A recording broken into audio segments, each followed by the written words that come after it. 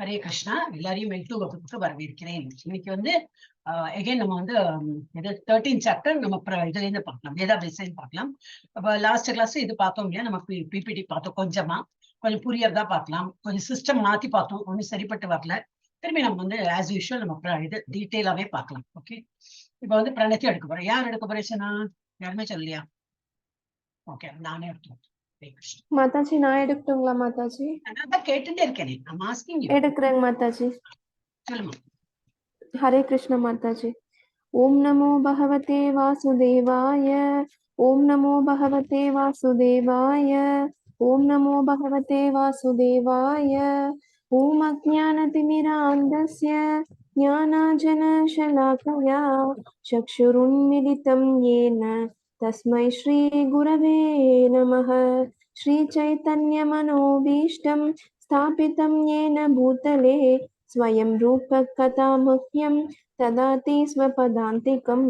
वन्देऽहं श्रीगुरो श्रीयुतपदकमलं श्रीगुरून् वैष्णवांश्च श्रीरूपं साग्रजातं सगगण रघुनाथान्वितं तं सजीवं साद्वैतं सावधूतं परिजनसहितं कृष्णचैतन्यदेवं श्रीराधा कृष्णपादान् सहगण ललिता श्रीविशाखान्वितांश्च.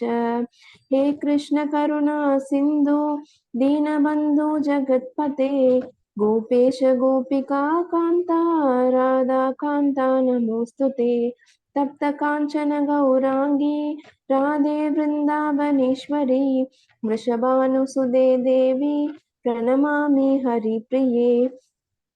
वाञ्छाकल्पतरुभ्यश्च कृपा सिन्धुभ्य एव च पतितानां पावनेभ्यो वैष्णवेभ्यो नमो नमः. नमो महावदन्याय कृष्ण नमो ब्रह्मण्यदेवाय को ब्राह्मणहिताय च जगद्हिताय कृष्णाय गोविन्दाय नमो नमः. नमो महावदन्याय कृष्ण प्रेम प्रदायते कृष्णाय कृष्ण चैतन्य नाम्ने गौरत्वसे नमः. गुरुवे गौरचन्द्राय राधिकायै ततालये कृष्णाय कृष्ण भक्ताय तद्भक्ताय नमो नमः. नमः ॐ विष्णुपादाय कृष्णप्रेष्ठाय भूतले श्रीमदे भक्तिवेदान्त स्वामिन्निधि नामिने. नमस्ते सरस्वती देवे गौरवाणी प्रचारिणे निर्विशेष शून्यवादी पाश्चात्य देशतारिणे. जय श्री कृष्ण चैतन्य प्रभु नित्यानंदा श्री अद्वैत गदाधरा श्रीवासादि गौर भक्त वृंदा. हरे कृष्णा कृष्ण कृष्ण हरे हरे हरे राम राम राम हरे हरे. हरे कृष्ण कृष्ण कृष्ण हरे हरे हरे राम राम राम हरे हरे. हरे कृष्ण माताजी. நானா கேட்டுட்டே இருந்தேன், அப்பெல்லாம் பதில் சொல்ல நீ. சரி, நான் ஆரம்பிக்கிறேன். மாதாஜி நான் மாதாஜி வேற யாராவது பண்ணுவாங்கன்னு பார்த்தேன் மாதாஜி. எல்லாரும் அப்படி பண்ண முடியாது. சோ இந்த வாரம் நீ எடுத்தீங்கன்னா அப்புறம் நெக்ஸ்ட் வீக் உனக்கே தெரியும். சோ இல்ல லாஸ்ட் வீக் எடுத்தேன். சோ இந்த வாரம் வேற யாரோ எடுப்பாங்க. எல்லாருமே வெயிட் பண்ணியிருந்தா அப்படி முடியும். ஓகே மாதாஜி. கிருஷ்ணா கிருஷ்ணா கிருஷ்ணா கிருஷ்ணா. இதெல்லாம் ரெக்கார்ட் பண்ணிருக்கு. We are in 13th chapter. 15 and Hare Krishna, Krishna Krishna Krishna Krishna Krishna Krishna Hare Krishna Hare Krishna Hare Krishna Krishna Krishna Hare Krishna Hare Krishna Krishna Krishna Hare Krishna, Hare Krishna, Krishna Krishna, Hare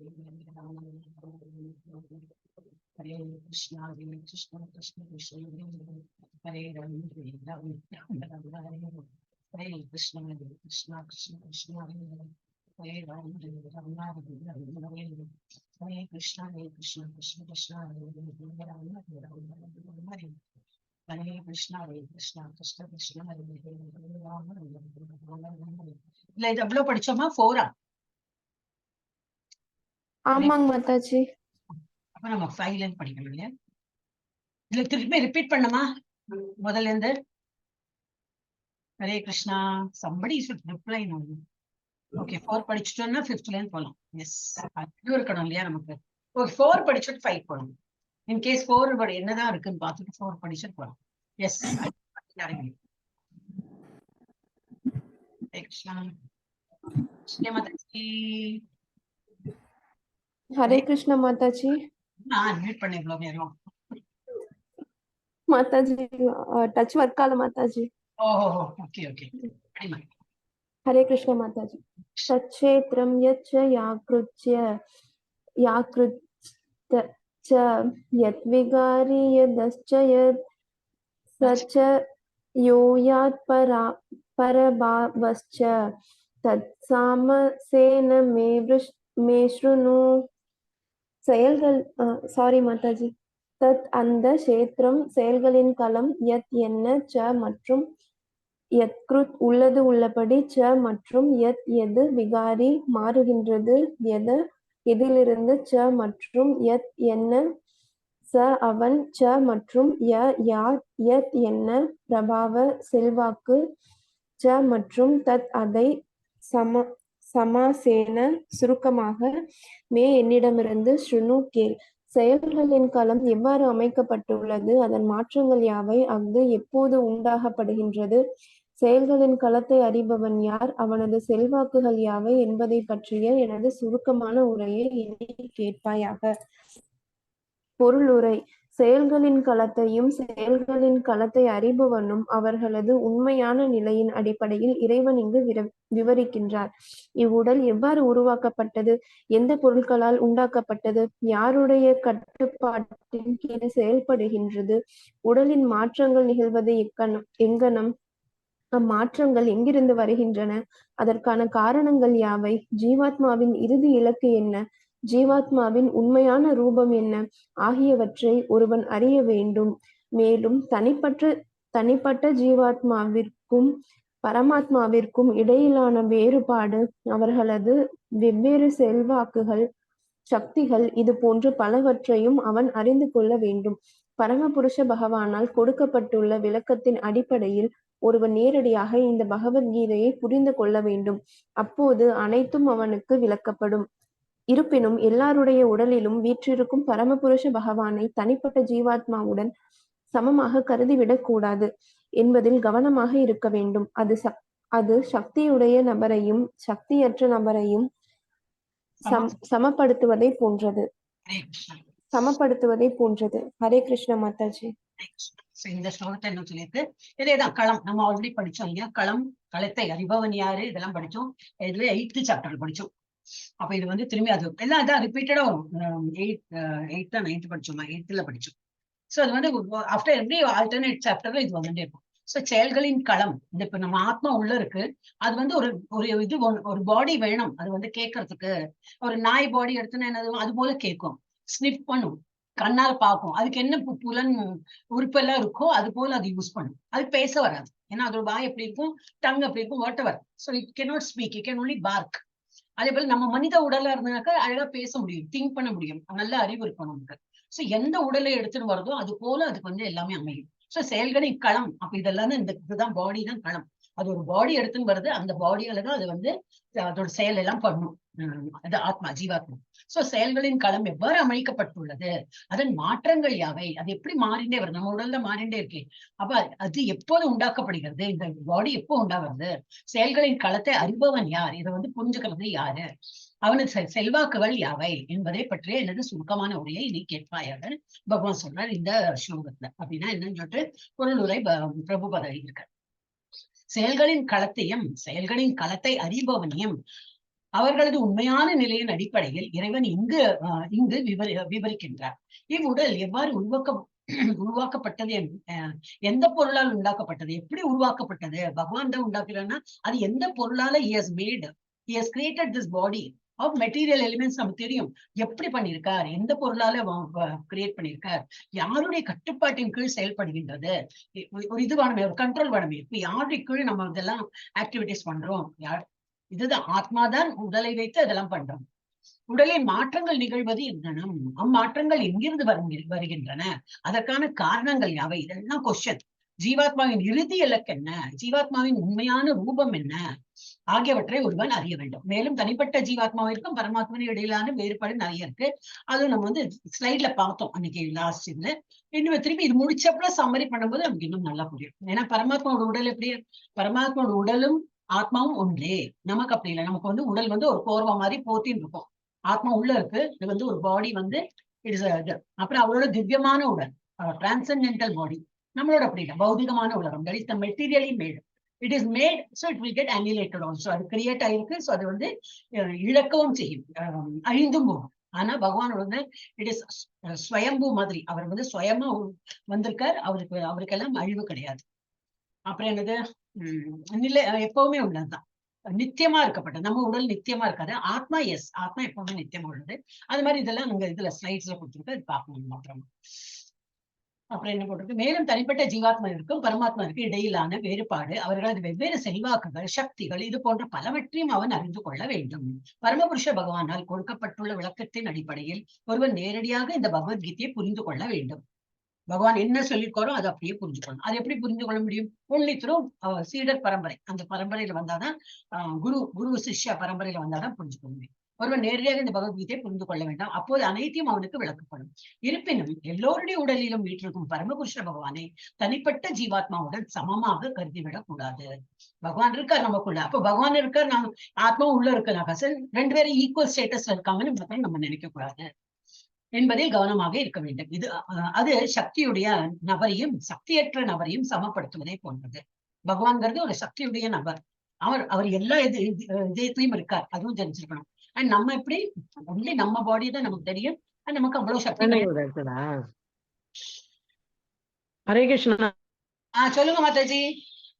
நீங்க வீட்டுல பேசுறா, இங்க பேசுறா ஒண்ணும் தெரியல, mute பண்ணிட்டேன் உங்களுக்கு. Hare Krishna. Okay, போட்டிருக்கோம், அட்டெண்டன்ஸ் போட்டுருங்க. இப்ப போட முடியாது, நான் கிளாஸ் ஆரம்பிச்சிட்டேனே, அப்புறமா போறேன். நபரையும் சக்தியற்ற நபரையும் ஒரு நிமிஷம், அது சக்தியுடைய நபரையும் சக்தியற்ற நபரையும் சமப்படுத்துவதை போன்றது. அப்ப ரெண்டு பேரும் ஈக்குவல் பண்ண முடியாது இல்லையா? சக்தியோட நபர் இஸ் ஆல்வேஸ் சுப்பீரியர் தேன் சக்தியற்ற நபர். அப்ப சமமா நம்ம பாவிக்க கூடாது. என்ன அர்த்தம்னாக்கா, துவைதா பிரின்சிபல், நம்ம we are all following Dvaita principle. துவைத்தனா ரெண்டு இரட்டை இருக்கு. ஒண்ணு வந்து பரமாத்மான்னு இருப்பர், நாம தனியா தான் நம்ம வந்து பரமாத்மாவுக்கு சேவை புரியணும். இது வந்து அத்வைத்திக் பிரின்சிபல் அப்படி இல்லை. they merge into பிரம்மன், பரமாத்மாவோட இந்த வேற ஒரு சொல்லிருக்கோம் இல்லையா, பிரம்மன்ல அவங்க வந்து ஐக்கியம் ஆயிடுவாங்க. அந்த இது கிடையாது சொல்லிட்டு இல்ல, அதுதான் லாஸ்ட்ல வந்து கொடுத்துருக்கு. இது சக்தியோட நபரையும் சக்தியற்ற நபரையும் சமப்படுத்துவதை போன்றது, அது பண்ணக்கூடாது, கவனமா இருக்கணும். அதனாலதான் எங்களுக்கு கண்ட புஸ்தகம்லாம் வாங்கி நம்ம படிக்க கூடாது. நம்ம வந்து பகவத்கீதை எப்படி இந்த உண்மை உறுதின்னு சொல்லிட்டு இந்த மாதிரி இதை படிச்சோம்னா நமக்கு வந்து எல்லாம் புரியும். கீதா மாதாஜி படிங்க. ஹரே கிருஷ்ணா மாதாஜி. சாரி, கீதா மாதாஜி மியூட் பண்ணிட்டேன் உங்களை. ராஜேஸ்வரி மாதாஜி மியூட் பண்றதுக்கு உங்களை மியூட் பண்ணேன். ஓகே, நான் தான் பண்றேன். பதம் 13.5 ருஷபி. ராஜேஸ்வரி மாதாஜி மியூட் பண்ணுங்கோ, உங்களோட இன்னும் வரல டைம். கீதா மாதாஜி, ஜெயந்தி மாதாஜி, கமலா மாதாஜி, புஷ்பா மாதாஜி, அப்புறம் உங்களுக்கு சான்ஸ் வரும். கீதா மாதாஜி. ஹரே கிருஷ்ண மாதாஜி. ருஷிபீர் பகுதா கீதம் சந்தோஷ்பீர் விவிதை பிரகிருத் பிரம்ம சூத்திர பதைச்சைவ ஹேது மத்பீர் வினிஷதை. ஹரே கிருஷ்ண மாதாஜி. ருஷிபீர் அறிவில் சிறந்த முனிவர்களால் பகுதா பல வழிகளில் கீதம் விளக்கப்பட்டுள்ளது. சந்தோபி வேத மந்திரங்களால், விவிதை பல்வேறு, பிரகிருத் பலவாறு, பிரம்ம சூத்திர வேதனத்தின் பதங்களால், ச மற்றும் ஏவ நிச்சயமாக, ஹேத்து மத்பி காரணம் மற்றும் விலைகளுடன், வினிஷிதை மிகவும் நிச்சயமான, செயல்களின் களம் மற்றும் செயல்களை அறிபவனை பற்றிய அறிவு. பற்பல முனிவர்களால் பல்வேறு வேத நூல்களில் விரிவாக விளக்கப்பட்டுள்ளது. குறிப்பாக வேதாந்த சூத்திரத்தின் பதங்களில் காரணம் மற்றும் விளைவுகளுடன் இவை மிகவும் நுணுக்கமாக விளக்கப்பட்டுள்ளது. பொருளுரை. இந்த ஞானத்தை விளக்குவதில் மிக உயர்ந்த அதிகாரி பரமபுருஷ பகவான கிருஷ்ணரே. இருப்பினும் கற்றறிந்த பண்டிதர்களும் தரமான அதிகாரிகளும் முந்தைய அதிகாரிகளிடமிருந்து எப்போதும் பிரமாணம் வழங்குவது வழக்கம். மிகுந்த சர்ச்சைக்கு இடமளிக்கக்கூடிய ஆத்மாவிற்கும் பரமாத்மாவிற்கும் இடையிலான வேற்றுமை பற்றிய கருத்தினை பிரமாணமாக ஏற்றுக்கொள்ளப்படுகின்ற சாஸ்திரமான வேதாந்தத்தினை மேற்கோள் காட்டி கிருஷ்ண விளக்குகிறார். முதலில் இக்கருத்து பற்பல ரிஷிகளை அடிப்படையாக கொண்டது என்று அவர் கூறினார். ரிஷிகளை பொறுத்தவரை அவரே ஒரு ரிஷி என்ற போதிலும் வேதாந்த சூத்திரத்தின் ஆசிரியராக வியாசதேவர் மகரிஷிகளில் ஒருவர். வேதாந்த சூத்திரத்தில் இருமைத்தன்மை தெளிவாக விளக்கப்பட்டுள்ளது. மேலும் மற்றொரு மகா முனிவரான வியாசரின் தந்தை பராசரர் தனது அறநூல்களில் எழுதியிருக்கிறார். அகம் தம் ச தான்யே நான் நீ மற்றும் எல்லா உயிரினங்கள் உட்பட நாம் அனைவரும் ஜட உடலில் இருந்தாலும் திவ்யமானவர்கள். நாம் தற்போது தமது பல்வேறு கர்மத்தின் அடிப்படையில் ஜட இயற்கையின் முக்குணங்களுக்குள் விழுந்துள்ளோம். அதன்படி சில உயர்ந்த நிலையிலும் சில தாழ்ந்த இயற்கையிலும் உள்ளனர். அறியாமையினால் காணப்படும் இயற்கையின் உயர்வு தாழ்வுகள் எண்ணற்ற உயிர்வாழிகளில் தோற்றுவிக்கப்படுகின்றன. ஆனால் தவறுகளுக்கு அப்பாற்பட்ட பரமாத்மாவோ இயற்கையின் முக்குணங்களால் களங்கம் அடையாமல் திவ்யமான நிலையில் உள்ளார். மேலும் மூல வேதங்களில் குறிப்பாக கட உபனிஷத்தில் ஆத்மா பரமாத்மா உடல் ஆகியவற்றிற்கு இடையிலான வேறுபாடு குறிப்பிட்டுள்ளது. பல்வேறு முனிவர்கள் இக்கருத்தினை விளக்கியுள்ள போதிலும் பராசரர் அவரது முக்கியமானவராக கருதப்படுகிறார். சாந்தோபி என்னும் சொல் பல்வேறு வேத இலக்கியங்களை குறிக்கும். உதாரணமாக யஜூர் வேதத்தின் பிரிவான தைத்திரிய உபனிஷத்தில் இயற்கை, ஜீவாத்மா, பரமபுருஷ பகவான் ஆகிய விளக்கப்பட்டுள்ளன. முன்னரே குறிப்பிட்டது போல க்ஷேத்திர என்பது செயல்களின் களத்தை குறிக்கும். மேலும் தனிப்பட்ட உயிர்வாழி, பரம உயிர்வாழி என க்ஷேத்திர ஞானவில் இரு வகையினர் உண்டு. பிரம்ம புச்சம் பிரதிஷ்டை என தைத்திரிய உபனிஷத்தில் 2.9 கூறப்பட்டுள்ளது. முழுமுதற் கடவுளின் சக்தி அன்னமயா உணவை சார்ந்து வாழ்தல் என்னும் ரூபத்தில் தோன்றுகிறது. இது பரமனை பௌதிகமாக உணர்த்துவதாகும். பரம பூரண உண்மையினை உணவின் மூலமாக உணர்ந்த பின்னர் பிராணமயா என்னும் நிலையில் ஒருவன் உயிரின் அறிகுறிகளே உயிரினங்கள் பரம உண்மையினை உணர்கிறான். ஞானமயா எனப்படும் அடுத்த நிலையில் உயிரின் அறிகுறிகளை தாண்டி எண்ணுதல், உணருதல், விரும்புதல் என்பவற்றின் மூலம் உணர்கின்றான். அதன் பின் விஞ்ஞானமயா எனப்படும் பிரம்மனை உணரும் நிலையில் உயிர்வாழின் மனமும் உயிரின் அறிகுறிகளும் உயிர்வாழிலிருந்து பிரிந்து அறியப்படுகின்றன. அடுத்து ஆனந்தமயா எனப்படும் உன்னத நிலையில் பூர்ண ஆனந்தமயமான தன்மை உணரப்படுகிறது. இவ்வாறு பிரம்மனை உணர்வதில் 5 நிலைகள் உள்ளன. அவை பிரம்ம புட்சம் என கூறப்படுகின்றன. இவற்றில் முதல் 3 நிலையான அன்னமய, பிரணமய, ஞானமய ஆகியவை உயிர்வாழிகளின் செயல்களின் களங்களை பற்றியவை. செயல்கள் இத்தகு எல்லா களங்களுக்கும் அப்பாற்பட்டவர் முழுமுதற் கடவுள். அவர் ஆனந்தமய என அழைக்கப்படுகிறார். ஆனந்தமயோ இப்யாசாத், அதாவது பரமபுருஷ பகவான் ஆனந்தமயமான தன்மையை உடையவர் என்று வேதாந்த சூத்திரம் பரமனை விவரிக்கிறது. தன்னுடைய தெய்வீக ஆனந்தத்தை அனுபவிக்க அவர் விஞ்ஞானமயா, பிராணமயா, ஞானமயா, அன்னமயா என தன்னை விரித்து கொள்கிறார். செயல்களின் களத்தில் உயிர்வாழி அனுபவிப்பவன கருதப்படுகின்றான். ஆனந்தமய அவனிடமிருந்து வேறுபட்டவர். அதாவது உயிர்வாழி தன்னை ஆனந்தமயத்துடன் இணைப்பதில் இன்பம் காண முடிவு செய்யும் போது அவன் பக்குவம் அடைகின்றான் என்பது பொருள். இதுவே களத்தை அறியும் உன்னத நபர். அவருக்கு கீழ்ப்பட்ட அறிஞன் செயற்களத்தின் இயற்கை ஆகியவற்றுக்கு பற்றிய உண்மையான காட்சியாகும். வேதன் சூத்திரம் எனப்படும் பிரம்ம சூத்திரத்தில் இத்தகு உண்மையினை ஒருவன் கண்டறிய வேண்டும். காரணம் மற்றும் விளைவுகளின் அடிப்படையில் பிரம்மசூத்திரத்தின் பதங்கள் மிகவும் அருமையாக வடிவமைக்கப்பட்டுள்ளன என்று இங்கு குறிப்பிடப்பட்டுள்ளது. அத்தகைய சூத்திரங்களில் சில ந வியத் அஸ்ருதே நாத்மா ஸ்ருதே பராத்து தச் சுருதே முதலில் சூத்திரம் செயல்களின் களத்தையும், இரண்டாவது சூத்திரம் ஜீவாத்மாவையும், மூன்றாவது சூத்திரம் அனைத்து தோற்றங்களையும் உன்னதமாக விளங்கும் முழுமுதற் கடவுளையும் குறிக்கின்றன. ஹரே கிருஷ்ணா மாதாஜி.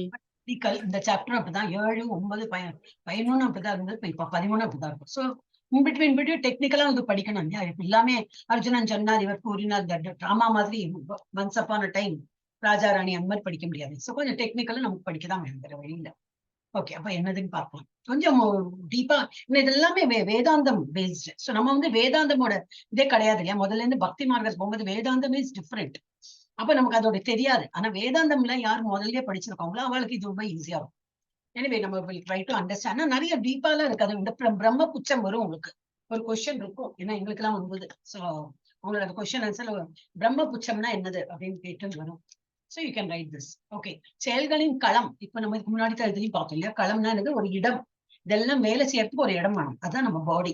இந்த இது ஆத்மா என்ன பண்றது? ஒரு பாடி எடுத்துன்னா அந்த பாடியை யூஸ் பண்ணி அந்த பாடியை வச்சுதான் அது எல்லா வேலையும் பண்றது. செயல்களின் களம் மற்றும் செயல்களை அறிபவனை பற்றிய அறிவு. இந்த மாதிரி ஒரு நாலேஜ் யாருக்கு இதை பத்தி தெரியும்? உடலை பற்றி யாருக்கு தெரியும்? இந்த உடல் தான் களம், செயல்கள் பண்ற ஒரு களம். இதெல்லாம் யாருக்கு தெரியும்? அண்ட் இந்த நாலேஜ் தான் வந்து பெஸ்ட் நாலேஜ். பற்பல முனிவர்களினால் பல்வேறு வேத நூல்களில் விரிவாக விளக்கப்பட்டுள்ளது. குறிப்பாக வேதாந்த சூத்திரத்தை இது கொடுத்திருக்கு. பதங்களில் காரணம் மற்றும் விளைவுகளுக்கு இவை மிகவும் நுணுக்கமாக விளக்கப்பட்டுள்ளன. Cause and effect. இது என்னதுன்னு படிக்கணும். அண்ட் இது படிச்சா நமக்கு என்ன எஃபெக்ட் அதுவும் நம்ம வந்து அதை கொடுத்துருக்கு. வேதாந்த சூத்திரத்துல நுணுக்கமா விளக்கப்பட்டுள்ளன. ஓகே, இதுல பிரபுபாதா என்ன இருக்க பார்க்கலாம். இந்த ஞானத்தை விளக்குவதில் மிக உயர்ந்த அதிகாரி பரமபுருஷ பகவானான கிருஷ்ணரே. மெயினா இதெல்லாம் என்னது? உயர்ந்த அதிகாரி, டாப் மோஸ்ட் அவர் இருக்கார். அவரை புரிஞ்சுக்கிறதுதான் மெயினா. அது அந்த கான்செப்ட்ல தான் இதெல்லாம் படிக்கணும். இருப்பினும் கற்றறிந்த பண்டிதர்களும் தரமான அதிகாரிகளும் முந்தைய அதிகாரிகளிடமிருந்து எப்போதும் பிரமாணம் வழங்குவது வழக்கம். இதுக்கு முன்னாடி தகவலும் படிச்சாலே அது அந்த ரெஃபரன்ஸ் கொடுத்து இவங்க எல்லாம் படிப்பாங்க எப்பவுமே. பகவான் எழுதியிருக்கார் ஸ்கிரிப்சர்ஸ்ல, அதுதான் இருக்கு. அப்புறம் பகவானை பத்தி தான் அவங்க படிக்கிறோம். பகவானோட இலக்கு எல்லாம் கரெக்ட் தான். இருந்தாலும் கற்றறிந்த பண்டிதர்கள் என்ன பண்ணுவார்கள்? தரமான அதிகாரிகள், அவளுக்கு முன்னாடி இருந்த அதிகாரிகளும் அதுக்கு முன்னாடி இருக்கிற அதிகாரிகளிடம் இருந்து எப்பொழுதும் பிரமாணம்னா ரெஃபரன்ஸ் வழங்குவது வழக்கம். மிகுந்த சர்ச்சைக்கு இடமளிக்கக்கூடிய ஆத்மாவிற்கும் பரமாத்மாவிற்கும் இடையிலான ஒற்றுமை. அதுவும் what is the connection between the ஜீவாத்மா அண்ட் பரமாத்மா, அதுவும் படிப்பாங்க. வேற்றுமை, அவர் நாட் ஓன்லி ஒற்றுமை, வேற்றுமை. அதான் வந்து இவரோட சைத்தன்ய மகாபிரபுவோட இருக்கே அச்சிந்திய பேத அபேத, அதுன்னு அவர் அதை பத்தி எல்லாம் எழுதியிருக்காரு. அச்சிந்தியன என்னது? புலப்படாத பேதம் என்ன டிஃபரன்ஸ் என்னது? ஆத்மா பரமாத்மாவுக்கும் பரமாத்மா அண்ட் ஜீவாத்மாவுக்கு என்ன டிஃபரன்ஸ்?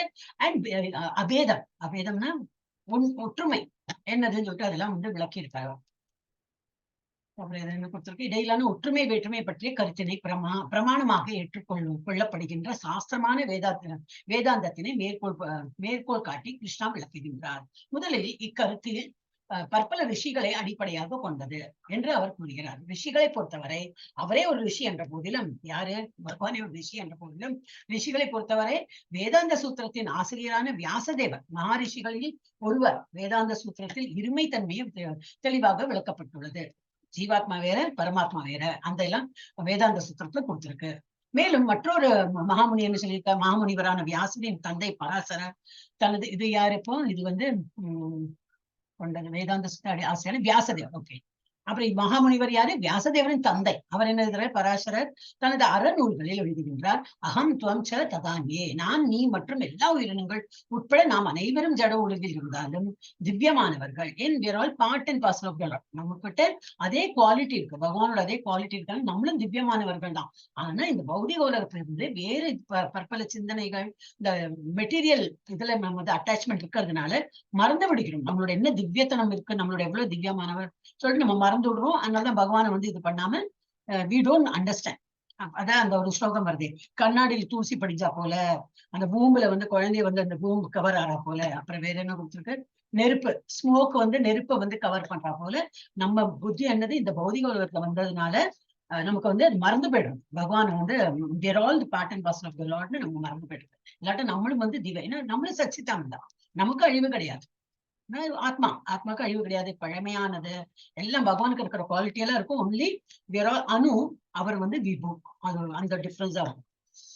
எஸ். அப்புறம் அனைவரும் ஜட உலகில் இருந்தாலும் நான் நீ மற்றும் எல்லா உயிரினங்களும் உட்பட நாம் அனைவரின் ஜட உலகில் ஜட உடலில் இருந்தாலும் திவ்யமானவர்கள். நாம் தற்போது நமது பல்வேறு கர்மத்தின் அடிப்படையில் ஜட இயற்கையின் முகுணங்களுக்குள் விழுந்துள்ளோம். பற்பல கர்மத்தில், ஏன்னா இதுக்கு முன்னாடி நிறைய கர்மம் பண்ணிட்டே இருக்கணும். ஒரு ஜென்மம் எடுக்கும் போதெல்லாம் கர்மா பண்ணிட்டே இருக்கும்.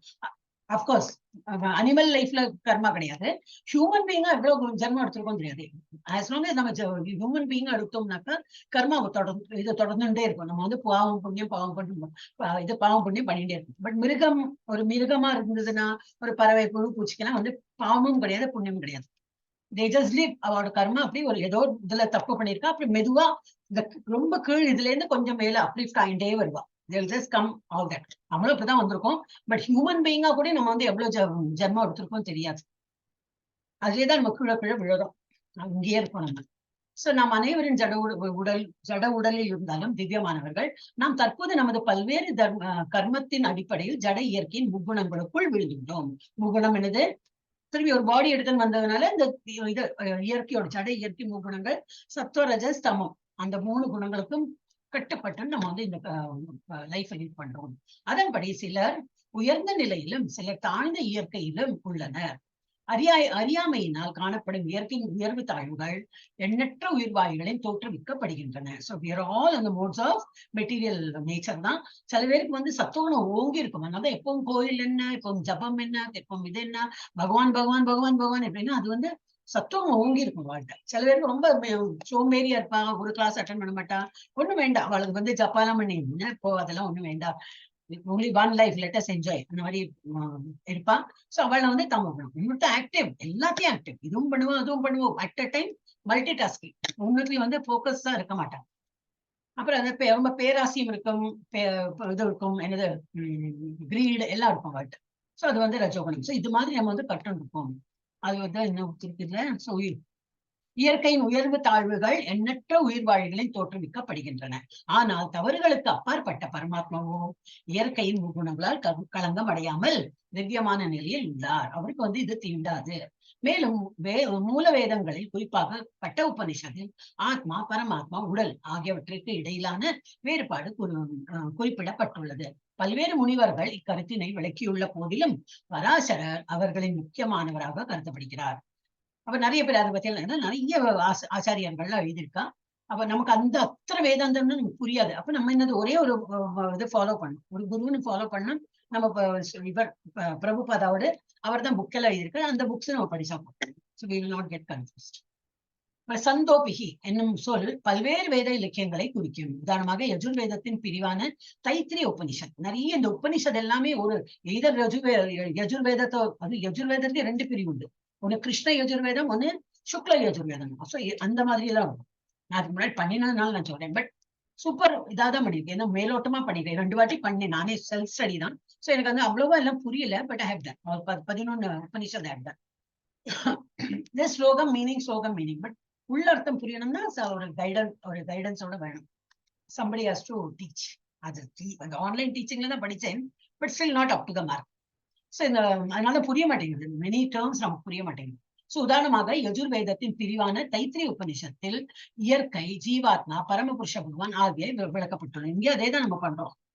நேச்சர், மெட்டீரியல் நேச்சர், ஜீவாத்மா, பரமாத்மா, இவளை பத்தி தான் நம்ம வந்து சொல்றோம். அங்கேயும் வந்து தைத்திரிய உபனிஷத்தையும் கொடுத்திருக்கு. முன்னரே குறிப்பிட்டது போல க்ஷேத்திரம் அப்படின்னா என்னது, களம் அப்படின்னா என்னது, பாடி, எல்லாம் மீனிங் தான். முன்னரே குறிப்பிட்டது போல க்ஷேத்திரம் என்று செயல்களின் களத்தை குறிக்கும், எங்க வந்து இந்த ஆக்டிவிட்டிஸ் நடக்கிறது. சோ அதான் குறிக்கிறது. மேலும் தனிப்பட்ட உயிர்வாழி, பரம உயிர்வாழி என க்ஷேத்திரஜான் என்னது, அந்த களத்தை அறிபவன் யார்? உயிர்வாழி, நாம என்னது உயிர்வாழி ஜீவாத்மா, as well as பரம உயிர்வாழி, that is பரமாத்மா. அப்ப ரெண்டு பேருக்கும் இந்த உடலை பத்தி தெரியும். ஒன்லி டிஃபரன்ஸ் என்னன்னா பரமாத்மாவுக்கு எல்லா உடலை பத்தியும் தெரியும், இந்த ஜீவாத்மாவுக்கு இந்த உடலை பத்தி மாத்திரம் தெரியும். உடலை பத்தி தெரியும். சோ ஒரு உடலை தெரியணும்னா ரெண்டு பேருக்கும் தெரியும். உயிர்வாழிக்கும் தெரியும், பரமாத்மாவுக்கும் தெரியும். இரு வகையினர் உண்டு. பிரம்ம புச்சம் பிரதிஷ்டா என்ற தைத்திரிய உபநிஷத்தில் கூறப்பட்டுள்ளது. இது ரொம்ப இம்பார்ட்டன்ட். நம்ம ஆல்ரெடி நம்ம போன வாரம் இதை பார்த்தோம் பிபிடி. ஆனா நிறைய பேர் வரல அன்னைக்கு. கமலாவணி மாதாஜி வரல, நீங்களே வரல இல்லையா? சாந்தி மாதாஜி, சாஸ்வதா மாதாஜி இருக்கல. மெனி பீப்புள் வர் அப்சென்ட். நாங்க பிபிடி பார்த்தோம், அதுலயும் பார்த்துட்டு சரி திரும்பி இதுலயே பண்ணலாம் அப்படின்னு. அப்ப இதுலயே நம்ம டீட்டெயிலா படிக்கலாம். ஓகே, முழுமுதல் கடவுளின் சக்தி, அவரோட சக்தியை புரிஞ்சுக்கணும்னா ஃபர்ஸ்ட் என்ன ஆரம்பிக்கணும்? ஒரு அன்னமயம். நமக்கு புரிஞ்சுக்கிற அளவு என்னன்னாக்கா ஒரு இனிய உயிர் வாழி. அது it lives on food. We all subsist on food இல்லையா? இப்ப நமக்கு ஒரு எறும்பு இருந்தாலும் எதை நோக்கின்னு போகும்? சாப்பாடு நோக்கின்னு போகும். ஒரு இனிய உயிர் வாழி. நம்மளே கொஞ்ச நேரம் ஆற்றுல என்ன, ஒரு தாகம், ஒரு சாப்பாடு, ஒரு பசி, நம்மளும் தான் சாப்பிடணும். இதுதான் பேசிக். ஃபர்ஸ்ட் அதுதான் என்னது இம்பார்ட்டன்ட் நமக்கு தோன்றது. அதுவே நமக்கு ஒரு கடவுள் மாதிரி. அதை திருப்திப்படுத்தணும். நம்ம வயிறு பசிக்கிறது, அதுக்கு சாப்பாடு கொடுக்கணும். அதுதான் நம்ம பரமனை அடையிற அந்த ஒரு இது என்னது திருப்திப்படுத்துறவங்கள அது பண்றோம். இது பரமனை பௌதிகமாக உணர்வதாகும். நம்ம பகவான் ஜப்பால இப்ப ஒரு பசியா இருக்கிறவன் நீ அதை விட, என்ன பசியான எப்பப்பதான் என்ன சாப்பாடு ஜப்பா பண்ணுனா அவனால முடியுமா? முடியாது. சோ ஏழை உபவாஸ் என்ன சொல்வாருக்கு, இது என்ன சொல்வாருக்கு, உபவாஸ் விரதம். ஒரு ஏழை விரதம் இருக்கான், அவன் ஒண்ணுமே சாப்பாடு கிடைக்காது. சோ ஆப்வியஸா அவன் விரதம் இருக்கான். ஆனா பகவான் நினைத்துட்டு இருக்கானா? இல்லை. அதுக்கும் நம்ம விரதத்துக்கும் ரொம்ப டிஃபரன்ஸ் உண்டு. நம்ம விரதம் எப்படி எல்லாரும் இருக்கும் கண்ணு முன்னாடி, ஆனா we won't eat. ஏன்? அது நம்ம பகவான் பேர்ல அந்த தியானம் பண்ணி அதெல்லாம் சாக்ரிஃபைஸ் பண்றோம். அதெல்லாம் சாப்பிடாம ஒரு நாள் ஏகாதசி அன்னைக்கு நம்ம எல்லாம் கண் முன்னாடி இருந்தாலும் வீட்டு மனுஷாளுக்கு எல்லாம் பண்ணி போட்டாலும் நம்ம சாப்பிட மாட்டோம். ஏன்? It is a sacrifice. அந்த ஒரு நாள் நம்ம பகவானுக்கு வேண்டி தியானம் பண்ணி பகவானுக்கு அதை அர்ப்பணம். என்னோட புலன்களை எல்லாம் கட்டுப்படுத்தி பசி இருந்தாலும் அதுக்கு தண்ணி குடிச்சோ வேற ஏதாவது ஃப்ரூட் சாப்பிட்டோ அந்த மாதிரி பண்ணி இது பகவானுக்கு ஒரு அர்ப்பணமா நம்ம நினைக்கிறோம். ஏழைக்கு அப்படி இல்லை. ஏழைக்கு இல்லவே இல்லை. It doesn't have food. அப்ப அவன் பகவானை நினைக்கிறது இல்லை. அவன் இருக்கான், அவனும் சாப்பிடுறதுல நம்மளும் சாப்பிட்டா இப்ப ரெண்டு பேரும் விரதம். புதர்க்கமா பேசுறவன் நிறைய பேர் இருப்பான். அப்படி பார்த்தா நான் இப்ப ஏழையும் தான் விரதம் தானே இருக்கான் அப்படின்னு. விரதத்தை என்ன பண்ணுவாங்கக்கா, நாட் ஓன்லி சாப்பிடாம இருக்கிறது, it is thinking of Lord. எத்தனை நம்ம எதுக்கு சாப்பிடறதுக்கு ரெஸ்ட்ரிக்ட் பண்ணிருக்கான்னா, நிறைய சாப்பிட்டா தூக்கம் வரும், அப்புறம் எல்லாம் கோர்வையா வரும். அப்புறம் என்னது இன்டைஜஷன் ஆச்சுனாக்கா அப்புறம் அதோட ஒரு இது. அன்னைக்கு அது சிம்பிள் ஃபுட்டா சாப்பிட்டுட்டோம்னா என்னது வயிறு லைட்டா இருக்கும், சமையல் வேலை கம்மி. எங்கிட்ட கேட்டேன்னா அதுதான், சமையல் வேலை கம்மி. அப்ப நிறைய ஜப்பாக்கு டைம் கொடுக்கலாம். அதனாலதான் அன்னைக்கு ஏகாதசி அன்னைக்கு நம்ம நிறைய ஜப்பா பண்ணலாம்னு சொல்லி. சோ என்னன்னாக்கா இப்போ இது அன்னமயம். சோ நம்ம ஒருத்தர் பேசிக் என்ன அவைலபிள் வேணும்னாக்கா ஒரு அன்னம். அந்த அன்னத்தினாலதான் பாடி வளரும், எல்லாமே வளரும். அன்னம் கொடுக்கலன்னா என்னது பாவர்ட்டி, ட்ராட், இறந்தே போயிடும். சோ அன்னமயம் உணவை சார்ந்து வாழ்தல் எனும் ரூபத்தில் தோன்றுகிறது. அப்புறம் இது பரமனை பௌதிகமாக உணர்வதாகும். அப்புறம் என்னது நெக்ஸ்ட் லெவல் பரமபூர்ண உண்மையினை உணவின் மூலமாக உணர்ந்த பின்னர் பிராணமயம் என்னும் நிலையில் ஒருவன் உயிரின் அறிகுறிகளில் உயிரினங்களில் உயிர் ஒரு உயிர் இருக்குன்னு சொல்லிட்டு நமக்கு அது then he concentrates on that. நம்ம உயிர் மூச்சுக்கு கொஞ்சம் இம்பார்ட்டன்ட். சாப்பாடு கிடைக்கிறது சொல்லும், அதுக்கப்புறம் உயிர் மூச்சு தக்க வைக்கிறதுக்கு என்ன பண்ணலாம் அப்படின்னு சொல்லிட்டு அவன் அதை பார்ப்போம். தட் இஸ் பிராணமயம். அப்படி அதெல்லாம் என்ன பண்றாங்கன்னாக்கா பரம உண்மையினை உணர்கிறான். அப்புறம் அடுத்த ஸ்டேஜ் என்னன்னா ஞானமயம். அடுத்த ஞானத்தை வளர்த்துக்கிறான். ஒரு மாதிரி இது பசி அவனுக்கு தெரிஞ்சாச்சு, இதுதான் சாப்பாடு, இந்த டைம்ல எல்லாம் அதை ப்ரொவைட் பண்ணிடுறோம். சம்பாதிக்கிறான், சாப்பாட்டுக்கெல்லாம் அரேஞ்ச் பண்ணிடுறோம். அப்புறம் பிராணன் கரெக்டா ஆக்சிஜன் எல்லாம் கிடைக்கிறதா டெஃபினட்டா இப்ப நம்ம இருக்கிற உலகத்துல எல்லாம் கிடைக்கும். இருந்தாலும் ஒரு நல்ல காத்தோட்டமா இருக்கும், அதெல்லாம் பார்த்துட்டு that is also is satisfied. அப்புறம் என்னது உள்ள ஞானத்தை வளர்த்துக்க பாக்குறான். Is trying to gain knowledge. ஞானமயம் எனப்படும் அடுத்த நிலையில் உயிரின் அறிகுறிகளை தாண்டி எண்ணுதல், உணர்தல், விரும்புதல் என்பனவற்றின் மூலம் உணர்கிறான். அப்ப இதெல்லாம் என்னது படிச்ச இன்னும் பகவானை புரிஞ்சுக்கிறதுக்கு தான் ட்ரை பண்றான். அப்புறம் மூலம் உணர்கிறான். அதுக்கப்புறம் என்னது அதன் பின் விஞ்ஞானமயம் எனப்படும் பிரம்மனை உணரும் நிலையில் ஞானமயத்தையும் சாப்பிடுறேன், என்ன பண்றேன், கான்ஷியஸா இருக்கான். இஸ் அவேர்னஸ், கான்ஷியஸ்னஸ் சொல்றேன். இப்ப Krishna conscious is aware what is doing. பகவானை நினைத்து அவன் தியானம் பண்றான். அது மாதிரி ஞானத்தோட அவன் இன்டெலிஜென்ஸை யூஸ் பண்ணி பண்றான். அப்புறம் விஞ்ஞானமயம்னா என்னது பிரம்மனை உணரும் நிலை, ஒரு மெடிடேஷன். அந்த மாதிரி உயிர் வாழியின் மனமும் உயிரின் அறிகுறிகளும் உயிர் வாழியிலிருந்து பிரிந்து அறியப்படுகிறான். மெடிடேஷன்ல என்ன பண்ணுவான்னாக்கா ஏதோ ஒரு குறிப்பிட்ட இதுல வந்து நல்ல தியானம். இப்ப நம்ம இதுலயே ஜப்பாலியே என்னன்னாக்கா அப்படியே நம்ம சொல்றோம், அதுலயே இந்த வாய்ஸ்லயே கான்சென்ட்ரேட் இருக்கும். அப்புறம் என்ன உருவம் நமக்கு தெரியணும்? கிருஷ்ணாவோட உருவம் தெரியும். மனம் அங்கதான் இருக்கும். ஆனா போயிடும், மனம் எங்கேயோ போகும். திரும்பி கொண்டு வந்து அட்லீஸ்ட் ஒரு 10-12 ஸ்லோ அந்த இது மாமந்திர சொல்றது வரைக்குமாவது அதை நிலைநிறுத்தி பார்க்க ட்ரை பண்ணணும். இல்ல ஒரு 20-25 வாட் எவர் அந்த மாதிரி முள்ள பண்ணி 108 ஒரு மாலை பண்ணும்போது ஃபுல்லா கான்சன்ட்ரேஷன் அதுலதான் இருந்தது. காது, கண்ணு, மூக்கு, மைண்டு எல்லாம் அந்த லெவலுக்கு நம்ம ஆகும். சோ என்ன பண்றான்? விஞ்ஞானமயமா வந்து பிரம்மனை அடைய உணர்றதுக்கு அவன் வந்து ட்ரை பண்றான். மனமும் உயிரின் அறிகுறிகளும் உயிர் வாழியிடமிருந்து பிரிந்து அறியப்படுகிறான். Is away from all that senses. அந்த மாதிரி அவன் வந்து புரிஞ்சுக்கிறான். அப்புறம் அடுத்து ஆனந்தமயா. ஃபைனல் என்னது? ஆனந்தமயம். ஒரு வாட்டி அது நல்லா பழகிப்படுத்தினா இஸ் அந்த பிளஸ் ஸ்டேஜ். பிளஸ்னா என்னது? ஆனந்தத்துல இருக்கான். அங்க வந்து பகவான் ஃபுல்ஃபுல்லா அவனுக்கு வந்து புரியும் பகவானை புரிஞ்சுக்கிறதுக்கு அந்த நிலைதான் ஆனந்தமயா எனப்படும் உன்னத நிலையில் பூர்ண ஆனந்தமயமான தன்மை உணரப்படுகின்றது. இவ்வாறு பிரம்மனை உணர்வதில் 5 நிலைகள் உள்ளன. அவை பிரம்ம புச்சம். உங்களுக்கு எல்லாம் இவ்வளவு டீட்டெயிலா எழுத வேண்டாம், கொஞ்சம் சிம்பிளா எழுதினா போறோம். பட் இருந்தாலும் இந்த டாபிக் இதுல இருந்து இது வரைக்கும் என்னது? பரமனை பௌதிகமாக உணர்வு பரமபுருஷ உயிரின் உணவாக இந்த இதுல பிரம்ம புச்சம் இருக்கேன். அதுல இருந்து இது வரைக்கும் எழுதணும். ஆன்சர் எல்லாம் ரெடியா எழுதி வச்சுட்டேன்னா அப்புறம் உங்களுக்கு வந்து இது எக்ஸாம் உண்டு இல்லையா? L2 எக்ஸாம் உண்டு. So it will be easy. இவற்றின் முதல் 3 நிலைகளான அன்னமய பேசிக் லெவல், அன்னமய, பிராணமய, ஞானமய ஆகியவை உயிர் வாழ்களின் செயல்களின் களங்களை பற்றியவை. அவங்க வந்து செயல்களா வந்து அன்னமயனா என்னது? அன்னத்தை தேடின்னு போகணும். இப்போ ஒரு ஆள் என்ன பண்ணணும்? சம்பாதிக்கணும், அப்பதான் அன்னம் கிடைக்கும். சும்மா யாரும் ஃப்ரீ கொடுக்க மாட்டா இல்லையா? ஒரு நாளைக்கு கொடுப்போம். ஒருத்தவங்க வீட்டுக்கு போனா ஒரு நாளைக்கு ஓகே கெஸ்டா வந்திருக்க சாப்பாடு கொடுப்பா. 2 நாள் ஓகே, 3 நாள் ஓகே, அப்புறம் நீ எப்போ போறேன்னு தான் கேட்போம். சோ நம்ம அன்னத்துக்கு நம்ம தான் வந்து உழைச்சு இது பண்ணணும். சோ வந்து ஆக்ஷன் பண்றோம். அதே போல பிராணமயம் இஸ் டூயிங் அன் ஆக்ஷன். அதே போல ஞானமயம் ஞானத்தை வளர்க்கிறது. இதெல்லாமே ஆக்ஷன் பேஸ்ட், செயல்களின் களங்களை பற்றியவை. அப்புறம் செயல்களின் அத்தகைய எல்லா களங்களுக்கும் அப்பாற்பட்டவர் முழுமுதற் கடவுள். அவர் ஆனந்தமயா என்றும் அழைக்கப்படுகிறார். இதெல்லாம் ஆனந்தமயத்துல ஒண்ணுமே ஆக்ஷனே கிடையாது. It is only thinking of lord, totally enclosed in பகவானோட இதை பகவான் உணர்ற நிலையில வந்துப்போம். அதுல ஆக்ஷன்லாம் இருக்காரு. First 3 action. ஓகே, எல்லா கடனையும் அப்பாற்பட முழுமுதற் கடவுள் அவர் ஆனந்தமயம் என்று அழைக்கப்படுகிறார். ஆனந்தமயோ அபியாசாத் அப்படின்னா இது பிராக்டிஸ். ஆனந்தமயோ அபியாசாத் அதாவது பரமபுருஷ பகவான் ஆனந்தமயமான தன்மையை உடையவர். கொஞ்சம் அபியாசம் அதாவது பரமபுருஷ பகவான் ஆனந்தமயமான தன்மையை உடையவர். அதனாலதான் சச்சித் ஆனந்தா. நம்மளோட அதே தன்மை தான். நம்ம ஆத்மா எப்படின்னா ஆல்வேஸ் ஹாப்பி சோல் தான்.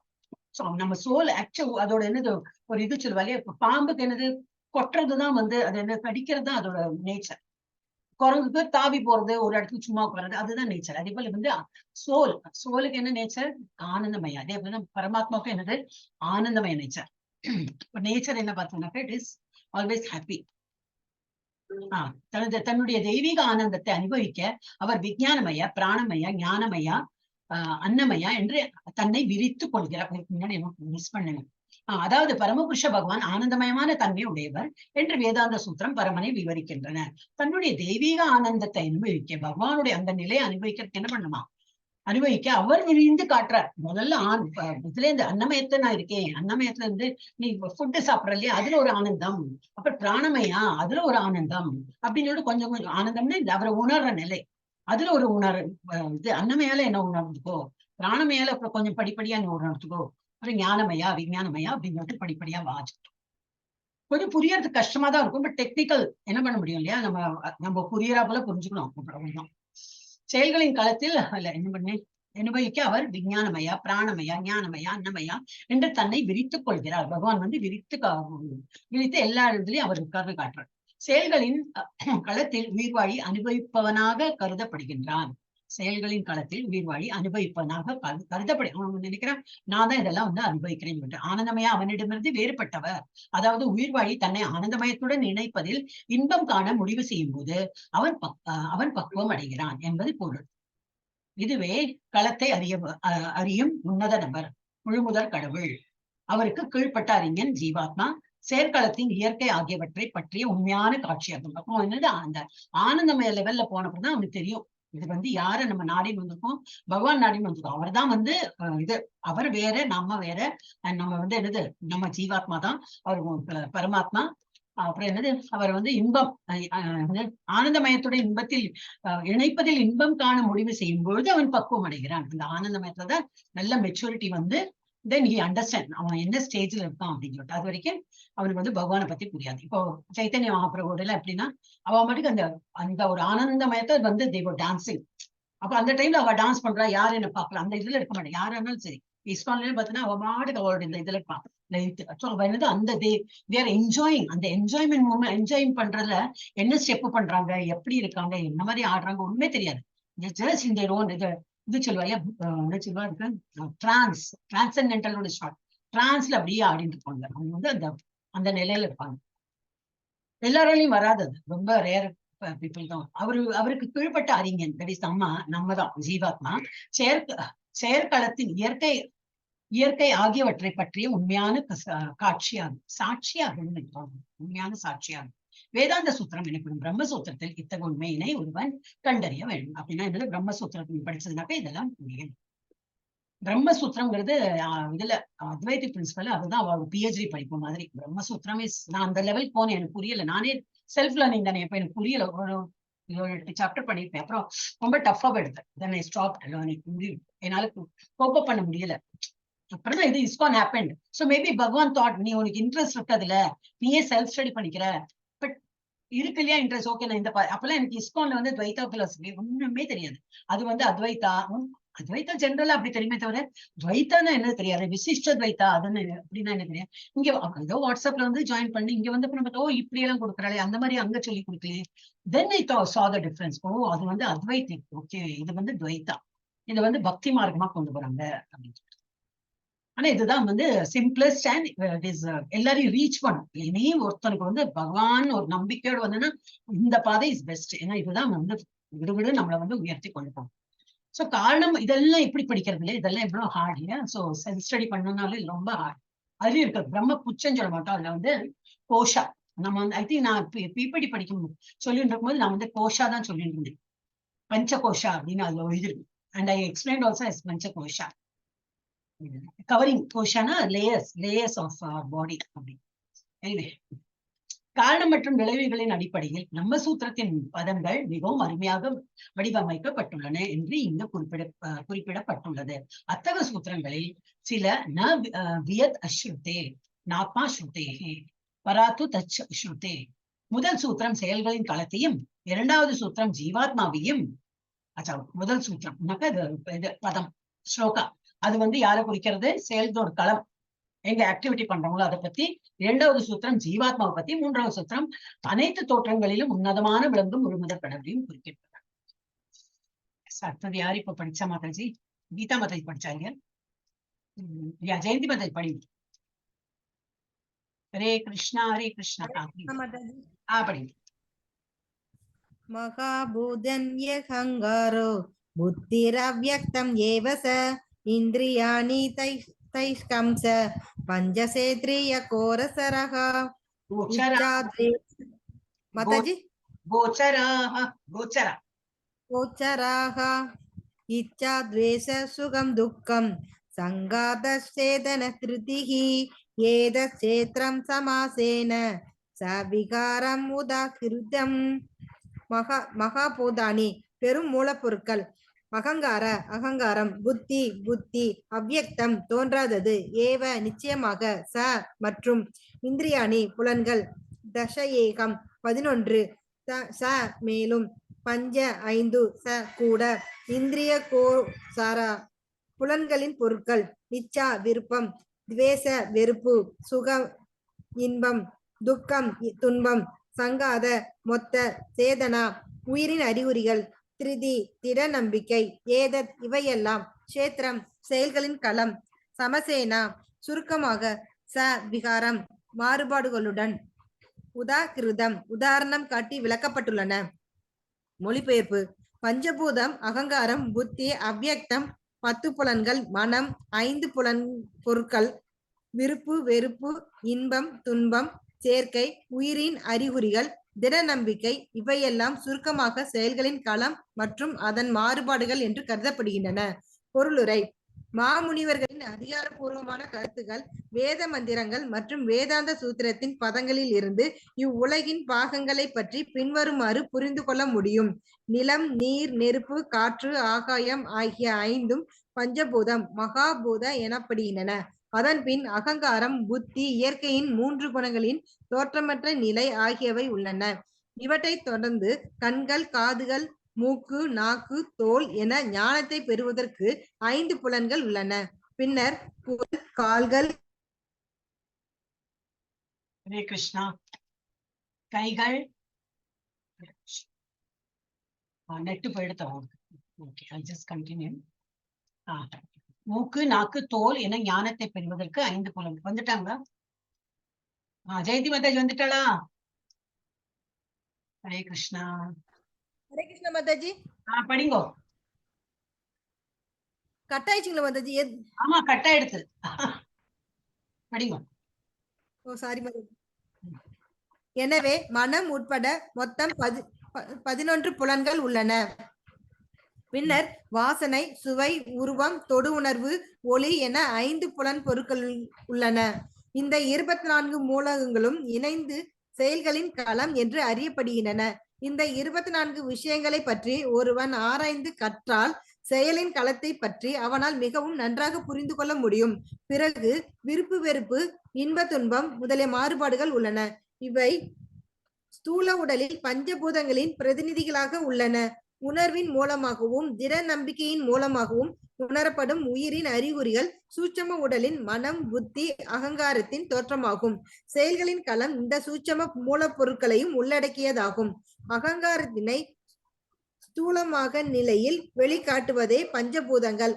அந்த அகங்காரமானது அதன் ஆரம்ப நிலையான தாமச புத்தியின், தமோகுண புத்தியின் அல்லது பௌதீக கருத்தின் தோற்றமாகும். மேலும் தாமச புத்தியானது ஜட இயற்கையின் முக்கணங்களின் தோன்றாத நிலையின் தோற்றமாகும். ஜட இயற்கை குணங்களின் அத்தகு தோன்றாத நிலை பிரதான எனப்படும். 24 மூலப்பொருட்களை அவற்றின் மாறுபாடுகளுடன் விவரமாக அறிய விரும்புவர் தத்துவங்களை மிகவும் விரிவாக கற்க வேண்டும். பகவத்கீதையில் இவை சுருக்கமாகவே கொடுக்கப்பட்டுள்ளன. இவ்வெல்ல கூற்றுகளின் பிரதிநிதியான உடலில் 6 விதமான மாற்றங்கள் உண்டு. பிறக்கின்றது, வளர்கின்றது, சில காலம் இருக்கின்றது, உப பொருட்களை உற்பத்தி செய்கின்றது, அழிய தொடங்குகின்றது, இறுதி நிலையில் மறைகின்றது. எனவே களம் என்பது நிலையற்ற ஜட பொருளே. இருப்பினும் களத்தை அறிபவனான அதன் உரிமையாளன் கஷேத்ரஜ்ஞ களத்தில் இருந்து வேறுபட்டவன். ஹரே கிருஷ்ணா மாதாஜி. ஹரே கிருஷ்ணா. லாஸ்ட் வீக் என்ன எடுத்தனா, இங்க இது வந்து பிரதானன்னு ஒரு வேர்டு வந்து கொடுத்தது.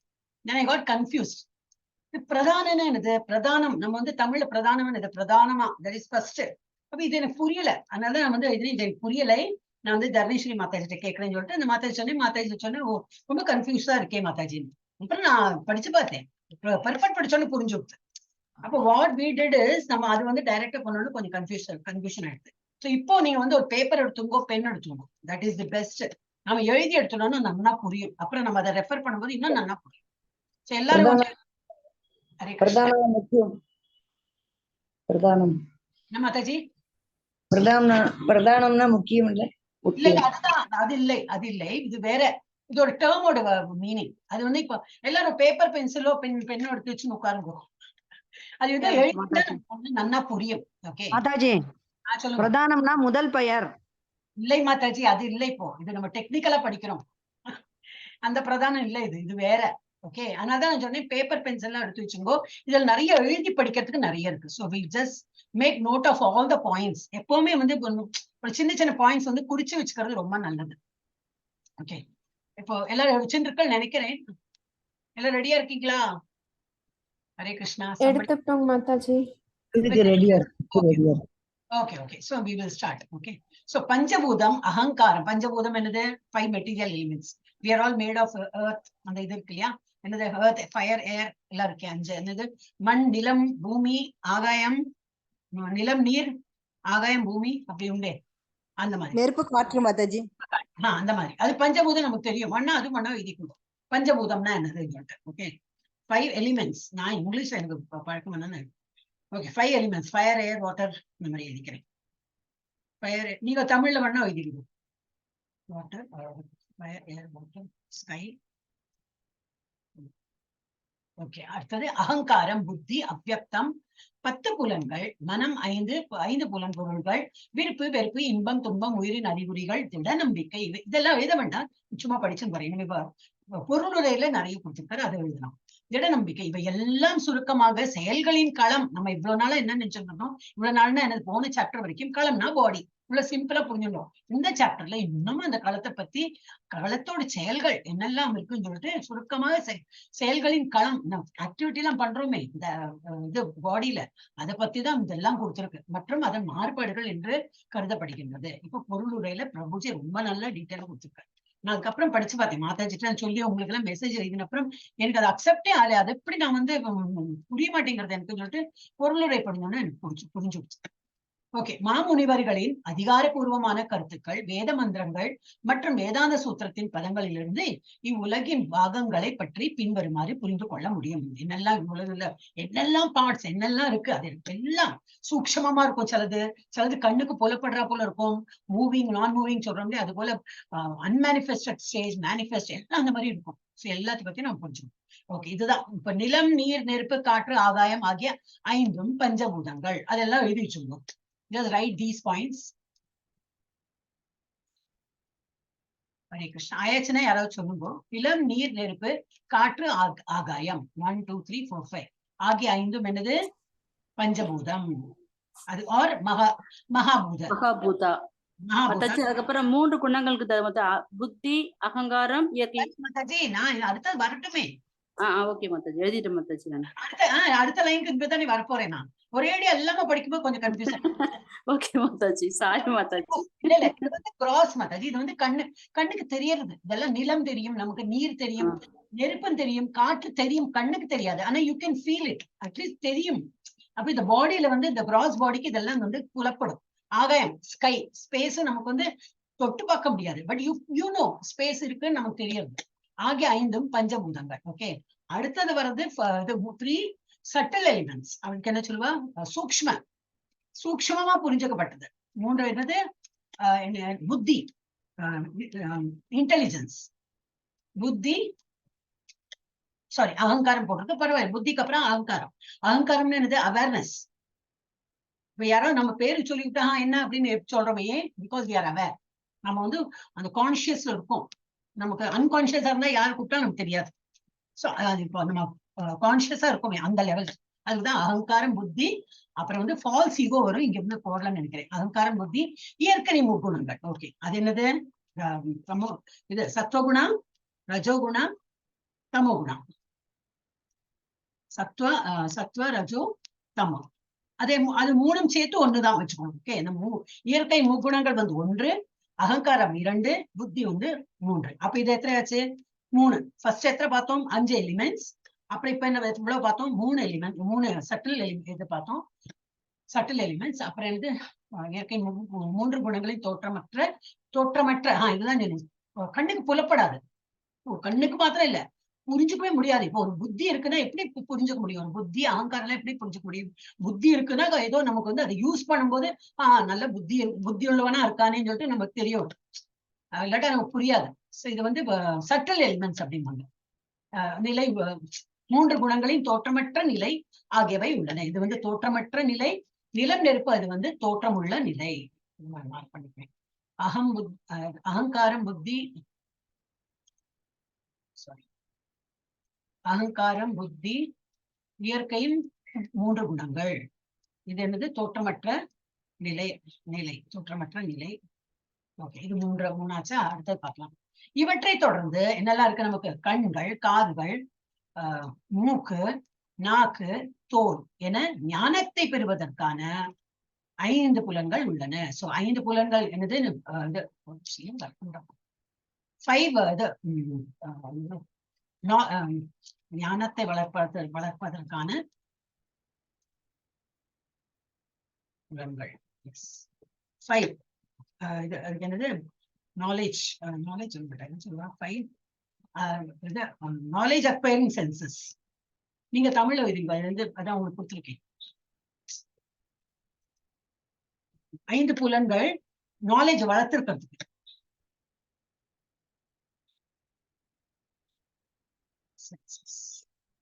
இதெல்லாம் வந்து கண்ணு மூக்கு காது எல்லாம். eyes, ears, nose, tongue and skin. 5 இருக்கு இல்லையா? இது வந்து 5 வந்து நாலேஜ் அக்வயரிங் சென்சஸ். ஓகே, அப்புறம் என்ன வருது? குரல், கால்கள். அன்னைக்கு படிச்சா இல்லையா ஜெயந்தி மாதாஜி? படிச்சா இல்லைங்க அந்த பர்பட்ல. குரல், ஆமா, குரல், கால்கள், கைகள், ஆசனவாய் அண்ட் பால் உறுப்பு. இதாச்சு. இது வந்து கர்மா செய்வதற்கு 5 புலன்கள், ஆக்ஷன்ஸ். இது இந்த 5 என்னது? நம்ம இந்த 5 இதால நம்ம வந்து ஆக்ஷன் பண்ணலாம். என்னெல்லாம்? குரலால பேசலாம், கால்களால நடக்கலாம், இந்த மாதிரி ஆக்ஷன் பண்றதுக்கு. மூக்கால என்ன பண்ணலாம்? முகர்த முடியாது, அது ஆக்ஷன் கிடையாது, இட் ஜஸ்ட் பிரீத்ஸ். அப்ப அது வந்து ஞானத்தை வளர்த்துறதுக்கு மூக்க வச்சு என்ன பண்ண முடியும்? ஸ்மெல் பண்ணி நம்ம ஞானத்தை வளர்த்துக்கலாம். ஓ, இது வந்து இந்த டேஸ்ட், இந்த என்னது ஸ்மெல் வருது, அந்த ஸ்மெல், கரிஞ்ச ஸ்மெல்லு, பிளசன்ட் ஸ்மெல்லு மூக்கால தெரிஞ்சுக்கலாம், நாக்கால வந்து டேஸ்ட் பார்க்கலாம். அப்போ தட் இஸ் ஞானத்தை வளர்த்துக்கிறது. இது வந்து ஆக்ஷன். சோ 5 என்ன சொல்ல தெரியல. ஆக்ஷன் சென்ஸ் என்னெல்லாம் வந்து குரல், voice, Lex, hands, ஆசனவாய் and ball. இதெல்லாம் வந்து 5 புலன்கள் உள்ளன. டோட்டல் எவ்வளவு ஆச்சு? எவ்வளவு ஆச்சு டோட்டல் பாருங்க? 18 ஆயிருக்குமா எல்லாருக்கும்? 5 + 3 + 5 + 5 எல்லாரும் 18 ஆயிருக்கா பாருங்க? ஆயிருக்கா இல்லையா? எழுதுறது இல்லையா நீங்களா? நான் எழுதிட்டு இருக்கேன். Hare Krishna, somebody reply me. வந்திருக்குங்க மாதாஜி. మాతాజీ 20 వద్ద మాతాజీ. 20 వద్ద మాతాజీ. எனக்கு உங்களுக்கு எப்படி 20 வரும்? 5 + 3 மாதாஜி முதல்ல மகாபூத 5 மாதாஜி. அப்ப இயற்கை 3 குணங்கள் 3. அது நான் சொன்னேன், அது ஒன்றாதான் கருதணும். இயற்கை 3 குணங்களையும் சொல்லி 1 அப்படிதான் நீ கருதணும். அது 1ங்களா? அது 3ஆ கருதக்கூடாது, அது ஒன்லி 1. 1 அப்ப 3 அப்ப 3. Okay Mataji. Okay Mataji. Okay Mataji. Okay, அடுத்து அப்புறம் என்ன வருதுன்னா, புலன்களுக்கு அப்பால், இதுக்கு அப்பால் என்ன இருக்கு? சாரி, மனம் உள்ளது. ஆட் 1, தட் இஸ் மைண்ட். மனம் 1 ஆட் பண்ணிங்க. அப்ப எவ்வளவு ஆச்சு? 19 ஆச்சு. ஓகே, மனம் 1. அந்த மனம் உள்ளிருக்கும் புலன் என்று அழைக்கப்படுகிறது. ஓகே, எனவே மனம் உட்பட மொத்தம் 11 புலன்கள் உள்ளன. எல்லாருக்கும் டோட்டல் 11 வந்ததா? இல்லையே, மொத்தம் 11. ஓ, இது எதுல ஆட் பண்ணிருக்காங்க? இந்த 5, 5, 10, 1, 11. ஓகே, அதுல இப்ப டோட்டல் வரல. 11 புலன்கள் உள்ளன. இதெல்லாம் புலன்கள். கடைசியில 5 சொன்னோம் இல்லையா? கண்ணு, காது, மூக்கு, அது ஒரு புலன். அப்புறம் அந்த ஆக்ஷன், குரல், காலு, கை, இதெல்லாம் இருக்கே. மாதாஜி மியூட் பண்ணி பேசும்போ. ஓகே, இந்த புலன்கள்ல மனமும் இன்க்ளூட் பண்ணி 11 ஆச்சு. அப்ப இந்த லாஸ்ட்ல எழுதியிருக்கிற 11 + 5 அப்ப 19 ஆச்சு. அப்புறம் என்னது? மனம் உள்ளிருக்கும் புலன் என்று அழைக்கப்படுகிறது. எனவே மனம் உட்பட மொத்தம் 11 புலன்கள் உள்ளன. பின்னர் வாசனை, சுவை, வந்து இப்போ சென்ஸ், என்னது? வாசனை முகர்றோம். மூக்கு இல்ல, மூக்கால என்ன பண்றோம்? வாசனை. நாக்கு இருக்கு, நாக்கால என்ன பண்றோம்? சுவை. அப்புறம் கண்ணால என்ன பண்றோம்? உருவத்தை பாக்குறோம். அப்புறம் ஸ்கின்னால என்ன பண்றோம்? தொடுப்புல. இதெல்லாம் புலன்கள். உணர்வு, ஒலி, காதால வந்து ஒலி கேட்கிறோம். இது எவ்வளவு ஆச்சு? 3, 6, 1, 2, 3, 5 மாதாஜி. 5 தான். தொடு உணர்வு, சாரி, தொடு உணர்வு, ஒலி, இது 5.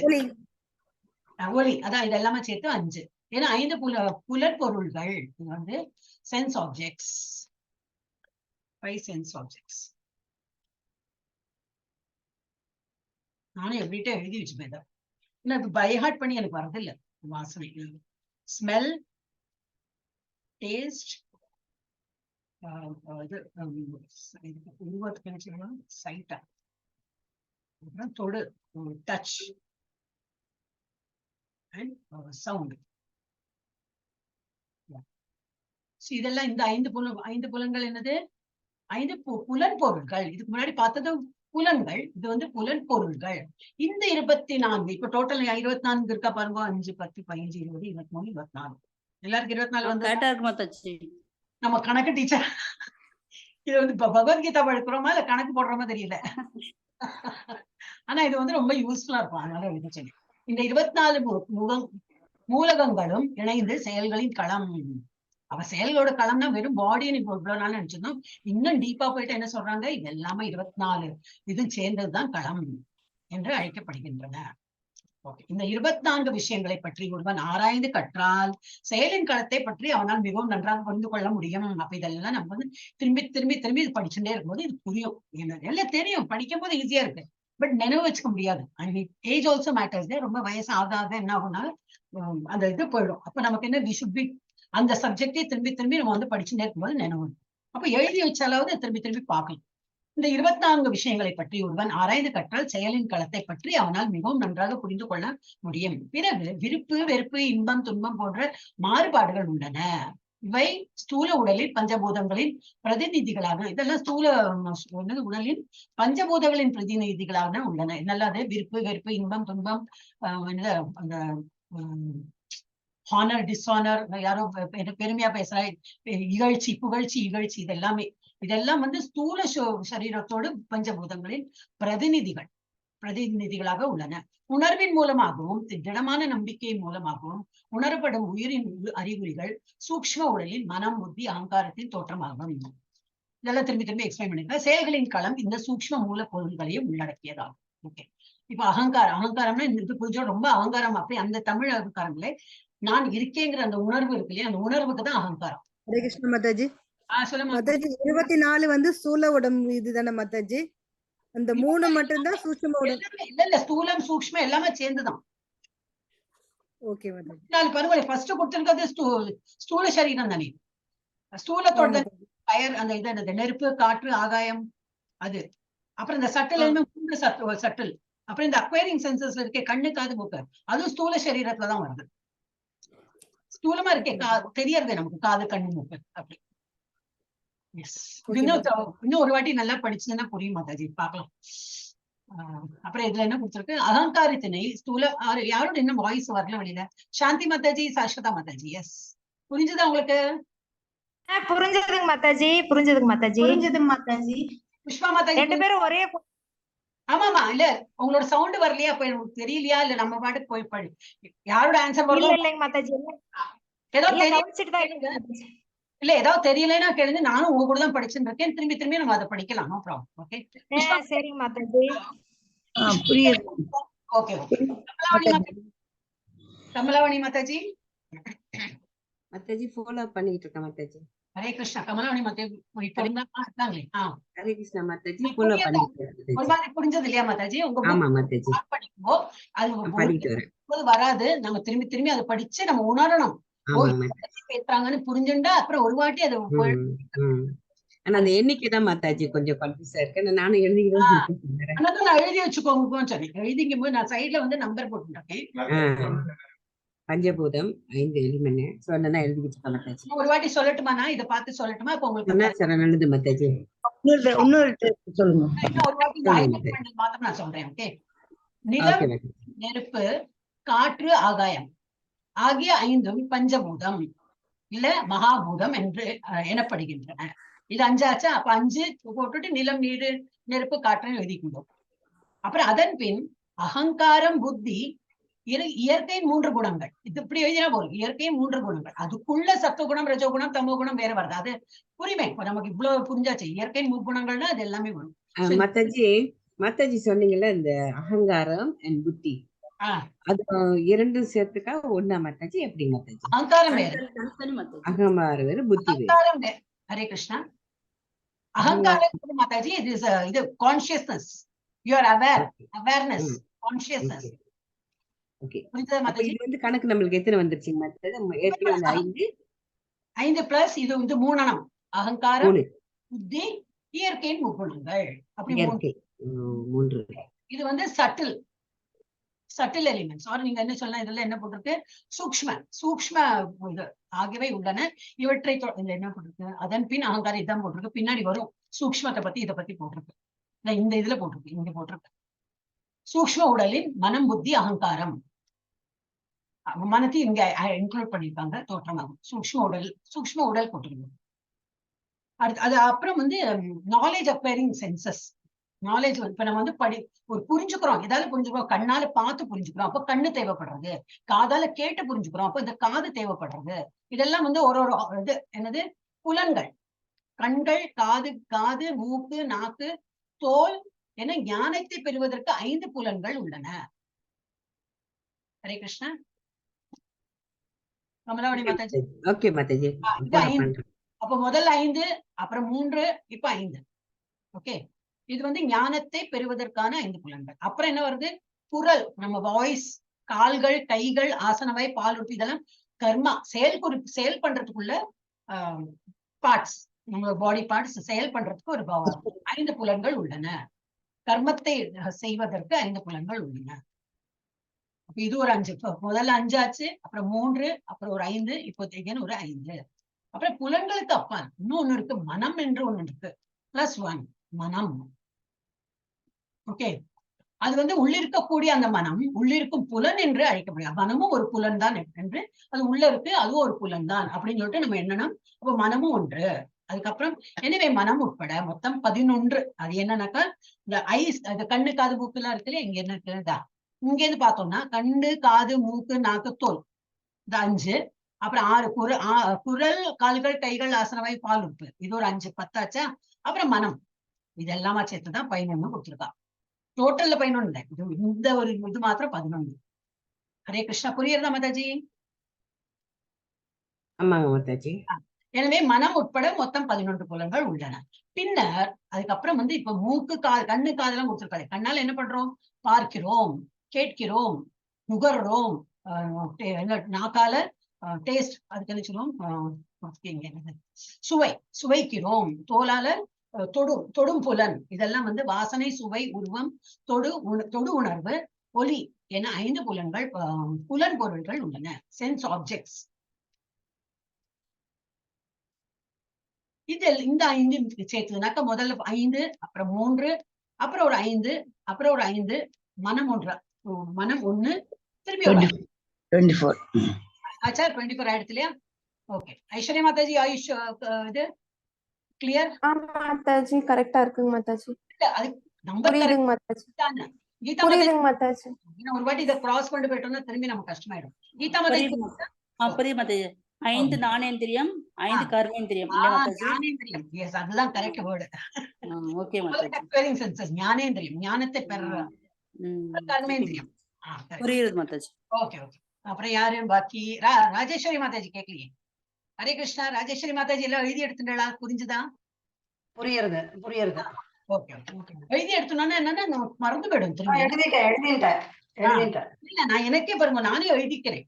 எவ்வளவு நான் நிறைய புக்ல எழுதிருக்கேன் மாதா. இது ஒண்ணு இல்ல, எவ்ரி டைம் ரீட் பண்றேன், every time I right and every time I forget.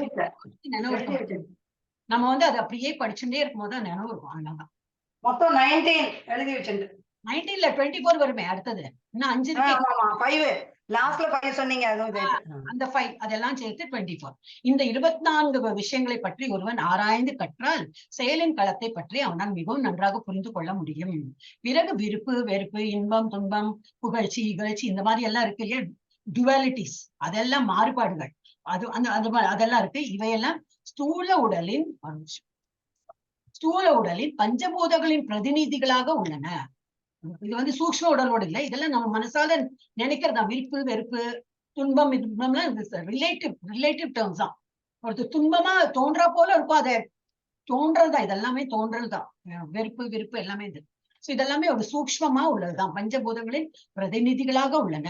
உணர்வின் மூலமாகவும் திடமான நம்பிக்கையின் மூலமாகவும் உணரப்படும் உயிரின் அறிகுறிகள் சூக்ஷ்ம உடலின் மன, புத்தி, அகங்காரம் தோற்றமாகும். இதுக்கு முன்னாடி நம்ம பார்த்தோம் இல்லையா, மனம், புத்தி, அகங்காரம், இது எல்லாமே சூக்ஷ்ம உடலின் தோற்றமாகும். செயல்களின் களம் இந்த சூக்ஷ்ம மூலப்பொருள்களையும் உள்ளடக்கியதாகும். ஸ்தூலமா இருக்கிறதையும் இருக்கும், சூக்ஷ்மமா இருக்கிறதும் இல்லாம உள்ளடங்கியதுதான். அகங்காரத்தினை ஸ்தூலமான நிலையில் வழிகாட்டுவதே பஞ்சபூதங்கள். ஓகே. பஞ்சபூதங்கள் பார்த்தோமே, ஃபயர், ஏர், வாட்டர், ஸ்கை. அது வந்து அகங்காரத்தினை ஸ்தூலமாக நிலையில் வழிகாட்டுவதே பஞ்சபூதங்கள். அந்த அகங்காரமானது அதன் ஆரம்ப நிலையான தாமச புத்தியின், தமோகுண புத்தியின் அல்லது பௌதிக கருத்தின் தோற்றமாகும். அப்ப முதல்ல என்ன, நமக்கு எல்லாருமே we are all in தாமச புத்தி தான். ஏன்னா நமக்கு வந்து ஒண்ணு தெரியாது, இக்னோரன்ஸ் இருக்கும். தாமசம்னா என்னது, சோம்பேறி இல்ல, அது மாத்திரம் இல்ல, ஒரு அஜ்ஞானத்துல இருக்கும். நம்ம எல்லாருமே தாமச புத்தியில தான் இருக்கும். இப்போ நம்ம எல்லாருமே including me, I am also learning. So தாமச புத்தியில இருக்கும். இதெல்லாம் புரிஞ்சு படிக்கிறோம். சோ இந்த இது என்னது, அகங்காரத்தினை ஸ்தூலமான நிலையில் வெளிக்காட்டுவதே பஞ்சபூதங்கள். அந்த அகங்காரமானது என்னது, ஆரம்ப நிலை என்னது, அது தாமச நிலையில தான் இருக்கும். அகங்காரம் ஒண்ணும் தெரியாது, நான் இருக்கேன், இந்த உணர்வு இருக்கு, ஆனா புரியாத நிலையில இருக்கும் நம்ம. சோ இது தாமச குணத்துல இருக்கு, அல்லது பௌதிக கருத்தின் தோற்றமாகும். மேலும் தாமச புத்தியானது ஜட இயற்கையின் முக்குணங்களின் தோன்றாத நிலையில் தோற்றமாகும். ஜட இயற்கையின் முக்குணங்களின் தோன்றா, ஜட இயற்கை 3 குணங்கள் இருக்கு இல்லையா, ரஜோகுணம் தமோகுணம். இது மேலும் தாமச புத்தியானது ஜட இயற்கையின் முக்குணங்களின் தோன்றாத நிலையின் தோற்றமாகும். அது நீங்க மாதாஜி வரப்போறாங்க, திரும்பி இந்த ஒரு பாயிண்ட் வந்து கேட்கலாம். she has to explain, let us see வேற என்னமா விதமா அவங்க எக்ஸ்பிளைன் பண்றாங்க பார்க்கணும். ஜட இயற்கை குணங்களின் அத்தகு தோன்றாத நிலை பிரதான எனப்படும். இதுதான் பிரதான. அன்னைக்கு போயிட்டு நான் கன்ஃபியூஸ் ஆயிட்டேன். என்னது தோணும், நமக்கு தெரியறக்கூடிய பஞ்சபூதங்கள் என்னது, 3 குணங்கள் என்னது, இது என்னது, சத்துவகுணம், ரஜோகுணம், தமோகுணம். தோன்றாதது இது தமோ போட்டிருக்கேன். தாமச புத்தியானது ஜட இயற்கை முக்குணங்களின் தோன்றாத நிலை தோற்றமாகும்.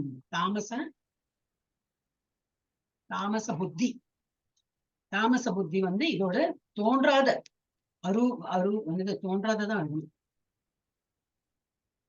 தோன்றாத நிலையில இருக்கு. அதுக்கு பேருதான் வந்து பிரதானா. இப்ப புரிஞ்சதா எல்லாருக்கும்? பிரதான நம்ம நினைச்சோம் பிரதானமா இதுதான் இருக்கு, பிரதானம் நம்ம தமிழ் பிரதானம் நினைச்சிருக்கோம். அது கிடையாது. மாதாஜி இது இன்னொரு டைம் ரிப்பீட் பண்றீங்களா மாதாஜி? கொஞ்சம் நானே படிச்சிருந்தேன். நீங்க லாஸ்ட் வீக்ல ரொம்ப கன்ஃபியூஷனா இருந்தது, அப்புறம் படிச்சே இது. ஓகே, அகங்கார இந்த இதுலயே படிச்சா போதும் இல்லையா? அகங்காரத்தினை ஸ்தூலமான நிலை. இப்ப அகங்காரம் ஆக்சுவலி என்னது, ஸ்தூலமா நம்ம அறிய முடியாது. அகங்காரம் is just a consciousness. Can you ever, அது என்ன எப்படி புரிஞ்சுக்க முடியும்? நம்ம அகங்காரம் நமக்கு ஒரு பேரு கொடுத்துருக்கா. இப்ப யாரோ கூப்பிட்டா we are aware that name is mine. அந்த மைண்டுக்கு தெரியும், இந்த புத்திக்கு தெரியும் இதுதான் என்னுடைய பேரு. யாரோ ஐஸ்வர்யா கூப்பிட்டுனா இப்ப நம்ம நீ திரும்பி பார்ப்ப, நான் திரும்பி பார்க்க மாட்டேன், because I know that is not my name. அப்ப my mind will not get distracted. Aishwarya கூப்பிடுறேன் அப்படின்னு சொல்லிட்டு நான் பார்க்காம இருப்பேன். So that is awareness, that is consciousness. So அகங்காரத்தினை ஸ்தூலமான நிலையில் வெளிக்காட்டுவதே பஞ்சபூதங்கள். இந்த பஞ்சபூதங்கள் என்னெல்லாம், ஃபயர், ஏர், வாட்டர், ஸ்கை, இதெல்லாம் இருக்கே, இதெல்லாம் வந்து இது அந்த எலிமெண்ட்ஸ், கிராஸ் எலிமெண்ட்ஸ் ஸ்தூலமான நிலையில இருக்கு. அது வந்து அகங்காரம் வந்து அகங்காரத்தோட புரிஞ்சுக்கிறது. தட் இஸ் கான்சியஸ் தான் என்னது, you have to understand what it is.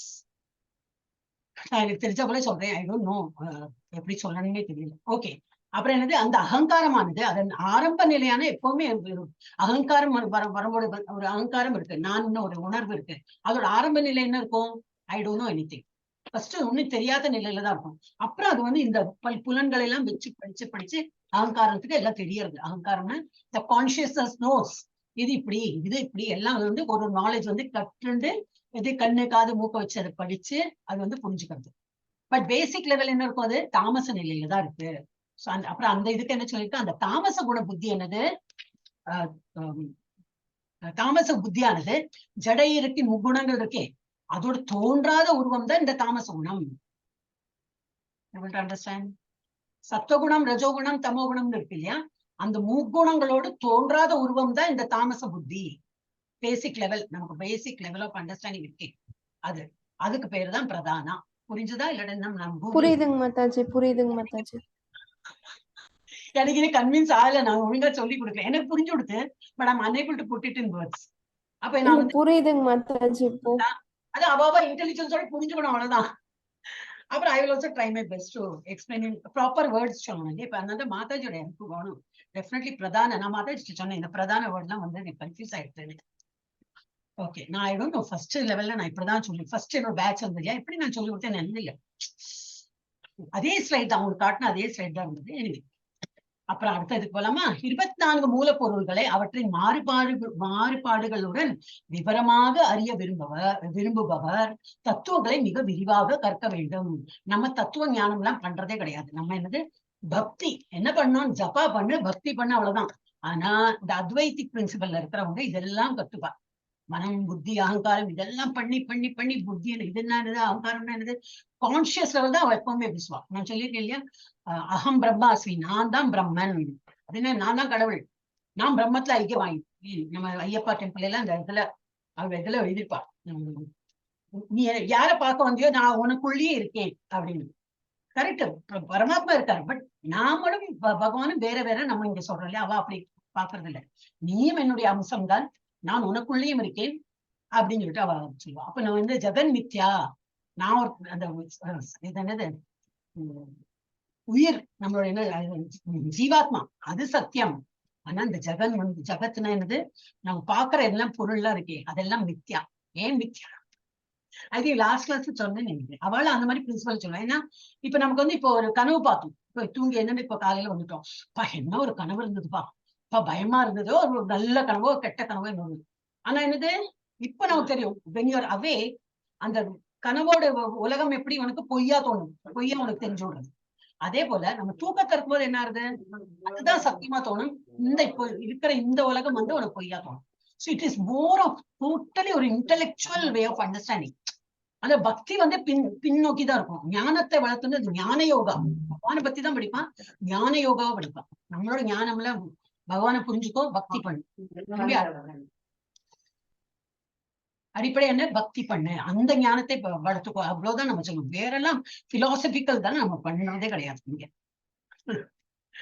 அதெல்லாம் தனி ஒரு இன்டெலிஜென்ஸ் வேணும். ஓகே, சோ 24 மூலப்பொருள்களை அவற்றின் மாறுபாடுகளுடன் விவரமாக அறிய விரும்புபவர் தத்துவங்களை மிக விரிவாக கற்க வேண்டும். who are all ready to learn this தத்துவம்? நான் இல்லப்பா, எனக்கு இது படிக்கிறதே பெரிய பாடா இருக்கு, ஐ டோன்ட் நோ, நான் அதெல்லாம் எப்படி படிச்சேன், அவ்வளவுதான், ரொம்ப மேலோட்டமா தான் படிச்சிருக்கேன். தட் ஷோஸ் இவ்வளவு எல்லாம் வந்து அதுலயும் இதெல்லாம் வந்திருக்கு, இவ்வளவு டீட்டெயில் எல்லாம் அவங்க படிக்கல. அதுல ஸ்டார்டட் வித் இது ஆத்மபோதா தத்துவபோதா. அதுதான் ஸ்டார்ட் பண்ணுவா. ஒரு இதெல்லாம் உபநிஷத்லாம் படிக்கணும்னா தத்துவபோதால இருந்து ஆரம்பிப்பா. அதுல இதெல்லாம் வரும், எல்லாம் எழுதி வச்சிருக்கேன் கதை, புக்கா எப்ப எழுதி படிக்கதான் பிடிக்கும், எழுதுவேன், அப்ப புரிஞ்சுப்பேன். again when I refer I will understand again. So தத்துவபோதா ஆத்மபோதா இதெல்லாம் படிச்சாதான் கொஞ்சம் பேசிக் நமக்கு புரியும், அத்வைத்தானா என்னது அப்படின்னு.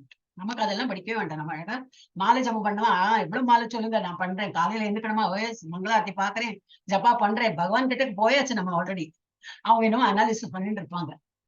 ஓகே, 24 மூலப்பொருள்களை அவற்றின் மாறுபாடுகளுடன் விவரமாக அறிய விரும்புபவர் தத்துவங்களை மிகவும் விரிவாக கற்க வேண்டும். பகவத்கீதையில் இவை சுருக்கமாகவே கொடுக்கப்பட்டுள்ளன. ஏன், திஸ் இஸ் ஒன்லி சாராம்சம் தான். Bhagavad Gita is summary of all த வேதாந்தம். அதனால இதுல வந்து ரொம்ப கம்மியா தான் வந்து. இவ்வெல்லா கூற்றுகளின் பிரதிநிதியாக உடலில் 6 விதமான மாற்றங்கள் உண்டு. இதெல்லாம் நம்ம படிக்கிறோம் எல்லாம் சரி, ஆனா பிரதிநிதினா ஒரு என்னது, ஒரு எடுத்துக்காட்டா என்ன இருக்கு, இந்த உடல்ல வந்து 6 மாற்றங்கள். பிறக்கிறது, அதை எழுதியிருக்கீங்க, பிறக்கின்றது, இட் இஸ் born, வளர்கின்றது, சில காலம் தங்குகிறது, வளர்ச்சி ஒரு லெவல் வரைக்கும் தான் வளர்ச்சி, அப்புறம் வந்து தங்கிட்டே இருக்கும், அதே லெவல்ல இருக்கும், அப்புறம் வந்து குன்றி போகும். எல்லாம் உபப்பொருள்களை உற்பத்தி செய்கின்றது, அழிய தொடங்குகிறது. உபப்பொருள்கள் குழந்தைகள் பிறக்கிறது, சம் இதெல்லாம் வரும். அப்புறம் என்ன ஆயிருக்கும், நம்மளோட செல்ஸ் எல்லாம் ஒன்றும் ஜாஸ்தி வில் டை. யங் ஏஜ்ல என்னது, சர்டன் செல்ஸ் டை, புது செல்ஸ் எல்லாம் நிறைய வளரும். இப்ப நம்ம வந்து ஹைட் வைப்போம், நல்ல ஒரு இது வரும், அந்த மாதிரிலாம். அப்புறம் ஸ்டெடியா இருக்கும், அப்புறம் வந்து வீழ்ச்சி ஆயிடும். ஸ்டெடியா இருக்கும்போது உபப்பொருள்களை எல்லாம் நம்ம உற்பத்தி செய்கிறோம், அழிய தொடங்கி. இப்ப இந்த 5 விகாரம் சொல்லுவோம் அந்த இதுல வந்து மாற்றுதல்கள். இறுதி நிலையில் மறைகின்றன, அப்படி தோன்றி மறைந்து விடுவார். இதுதான் இது, உடல்லாம் புதைச்சு இல்ல எரிய விட்டுன்னா என்ன இருக்கும், உடல்ல ஒண்ணு இருக்காது, எறும்பு தோண்டுதான். அப்பா கிருஷ்ணா. இறுதி நிலையில் மறைகின்றன. எனவே களம் என்பது நிலையற்ற ஜடப்பொருளே. இந்த களம்ங்கிறது என்னது, பெர்மனண்டா இந்த உடலோட நம்ம இருக்க மாட்டோம், டெம்பரரி, நிலையற்றது. இருப்பினும் களத்தை அறிபவனான அதன் உரிமையாளன் கஷேத்திரஞா யாரு, களத்திலிருந்து வேறுபட்டவன் நம்ம தான்.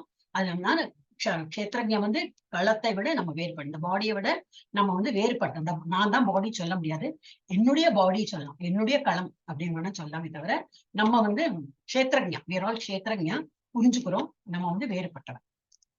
அப்பா எவ்வளவு வச்சு டைம் பார்க்கவே இல்லை நான், எவ்வளவு வச்சு 6 மணியா? 6 மணி. 5:57 மாதாஜி. இன்னும் படிச்சிடலாமா கொஞ்சம், ஒரு 15-20 நிமிஷம், என்ன சொல்றேன்? படிக்கலாங்க மாதாஜி. யார் படிச்சுன்றதா, கடைசியில யார் படிச்சா? ஹரே கிருஷ்ணா. ஜெயந்தி மாதாஜி படிச்சான்னு நினைக்கிறேன், விட்டு போயிட்டாங்க. கமலாவணி மாதாஜி, நானும் மாதாஜி. படிங்க மாதாஜி. அது ரெண்டும் படிக்கணும் மாதாஜி. மேல ஒண்ணு கீழே ஒண்ணு. 13:8, 13:9. இல்ல இல்ல, 8 இருக்கு, 8, 9, 10, 11, 12. சரிங்க மாதாஜி. அப்ப நீங்க ஒரு காலம் பண்றா, கீழே உள்ளது படிக்கிறா. அப்போ இவ்வளவு இருக்கே, 2-3 படிக்கலாம், 2-3 பேரை படிக்கலாம். ஸ்லோகம் வேணா நான் படிச்சுட்டுமா மாதாஜி? ஆமா மாதாஜி, கொஞ்சம் சுலபமா இருக்கும் நினைக்கிறேன். அமானித்வம் அதம்பித்வம் அஹிம்சா க்ஷாந்திர் ஆர்ஜவம் ஆச்சார்யோபாசனம் சௌச்சம் ஸ்தைர்யமாத்ம விநிகிரஹ இந்திரியார்த்தேஷு வைராக்யம் அனஹங்கார ஏவ ச ஜன்ம மிருத்யுஜரா வியாதி துக்கதோஷானுதர்ஷனம் அசக்திர் அனபிஸ்வங்க புத்திரதார கிருஹாதிஷு நித்யம் ச சமசித்தத்வம் இஷ்டானிஷ்டோபபத்திஷு மயி சானன்யயோகேன பக்திரவ்யபிசாரிணி விவிக்ததேச சேவித்வம் அதிர்ஜன சம்சதி.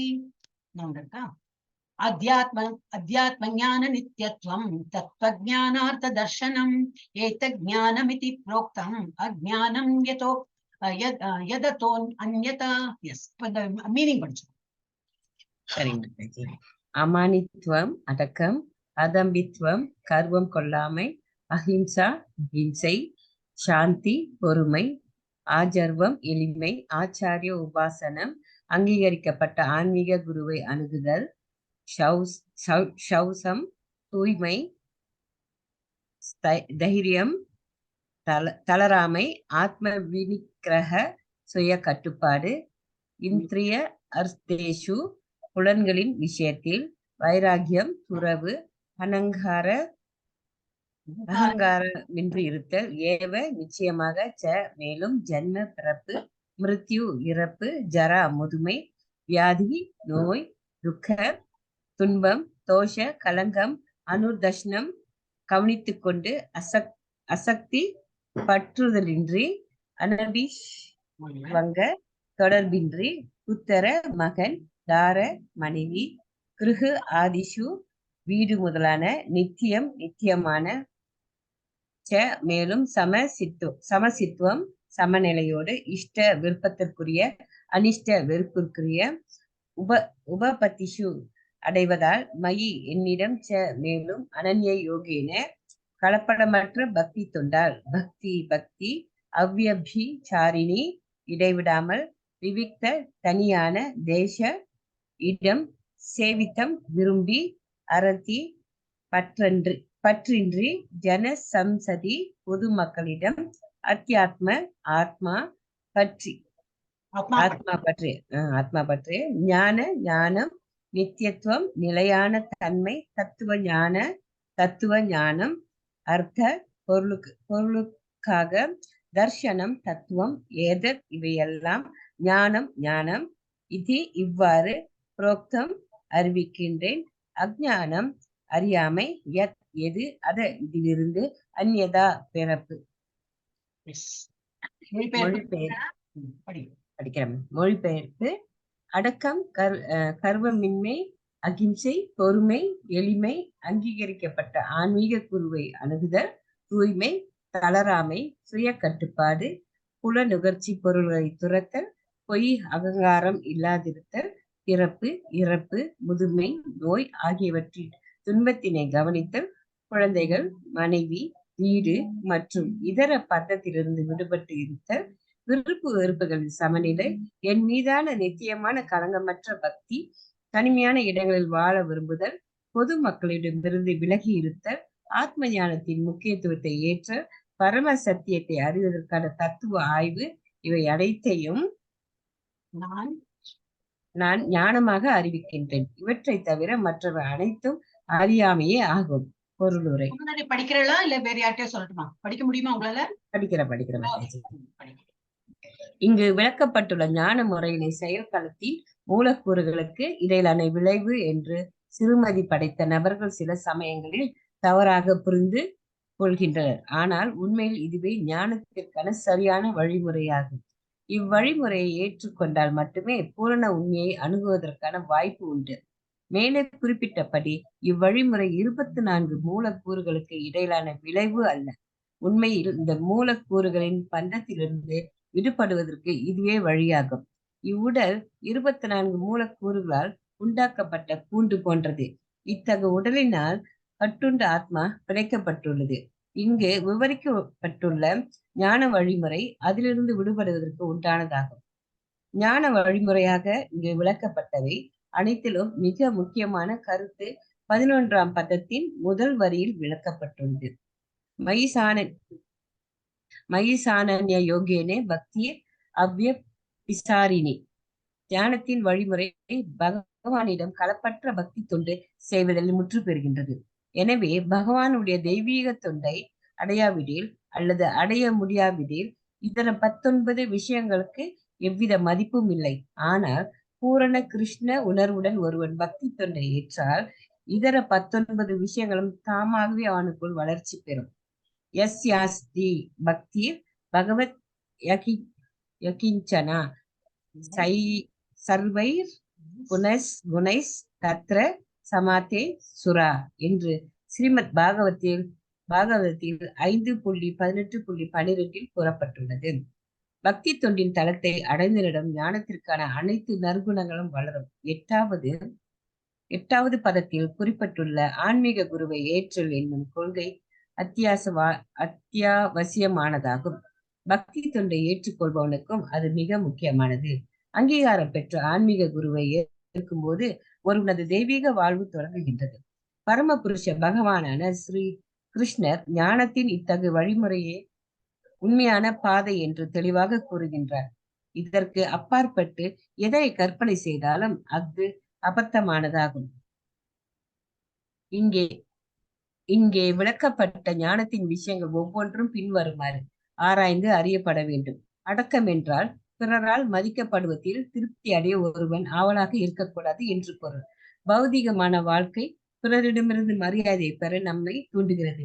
ஆனால் தான் இந்த உடல் அல்ல என்பதை அறிந்து பக்குவ ஞானத்தில் இருக்கும் மனிதனின் கண்ணோட்டத்தில் மரியாதையும் சரி அவமரியாதையும் சரி இவ்வுடலை சார்ந்த அனைத்தும் உபயோகமற்றவை.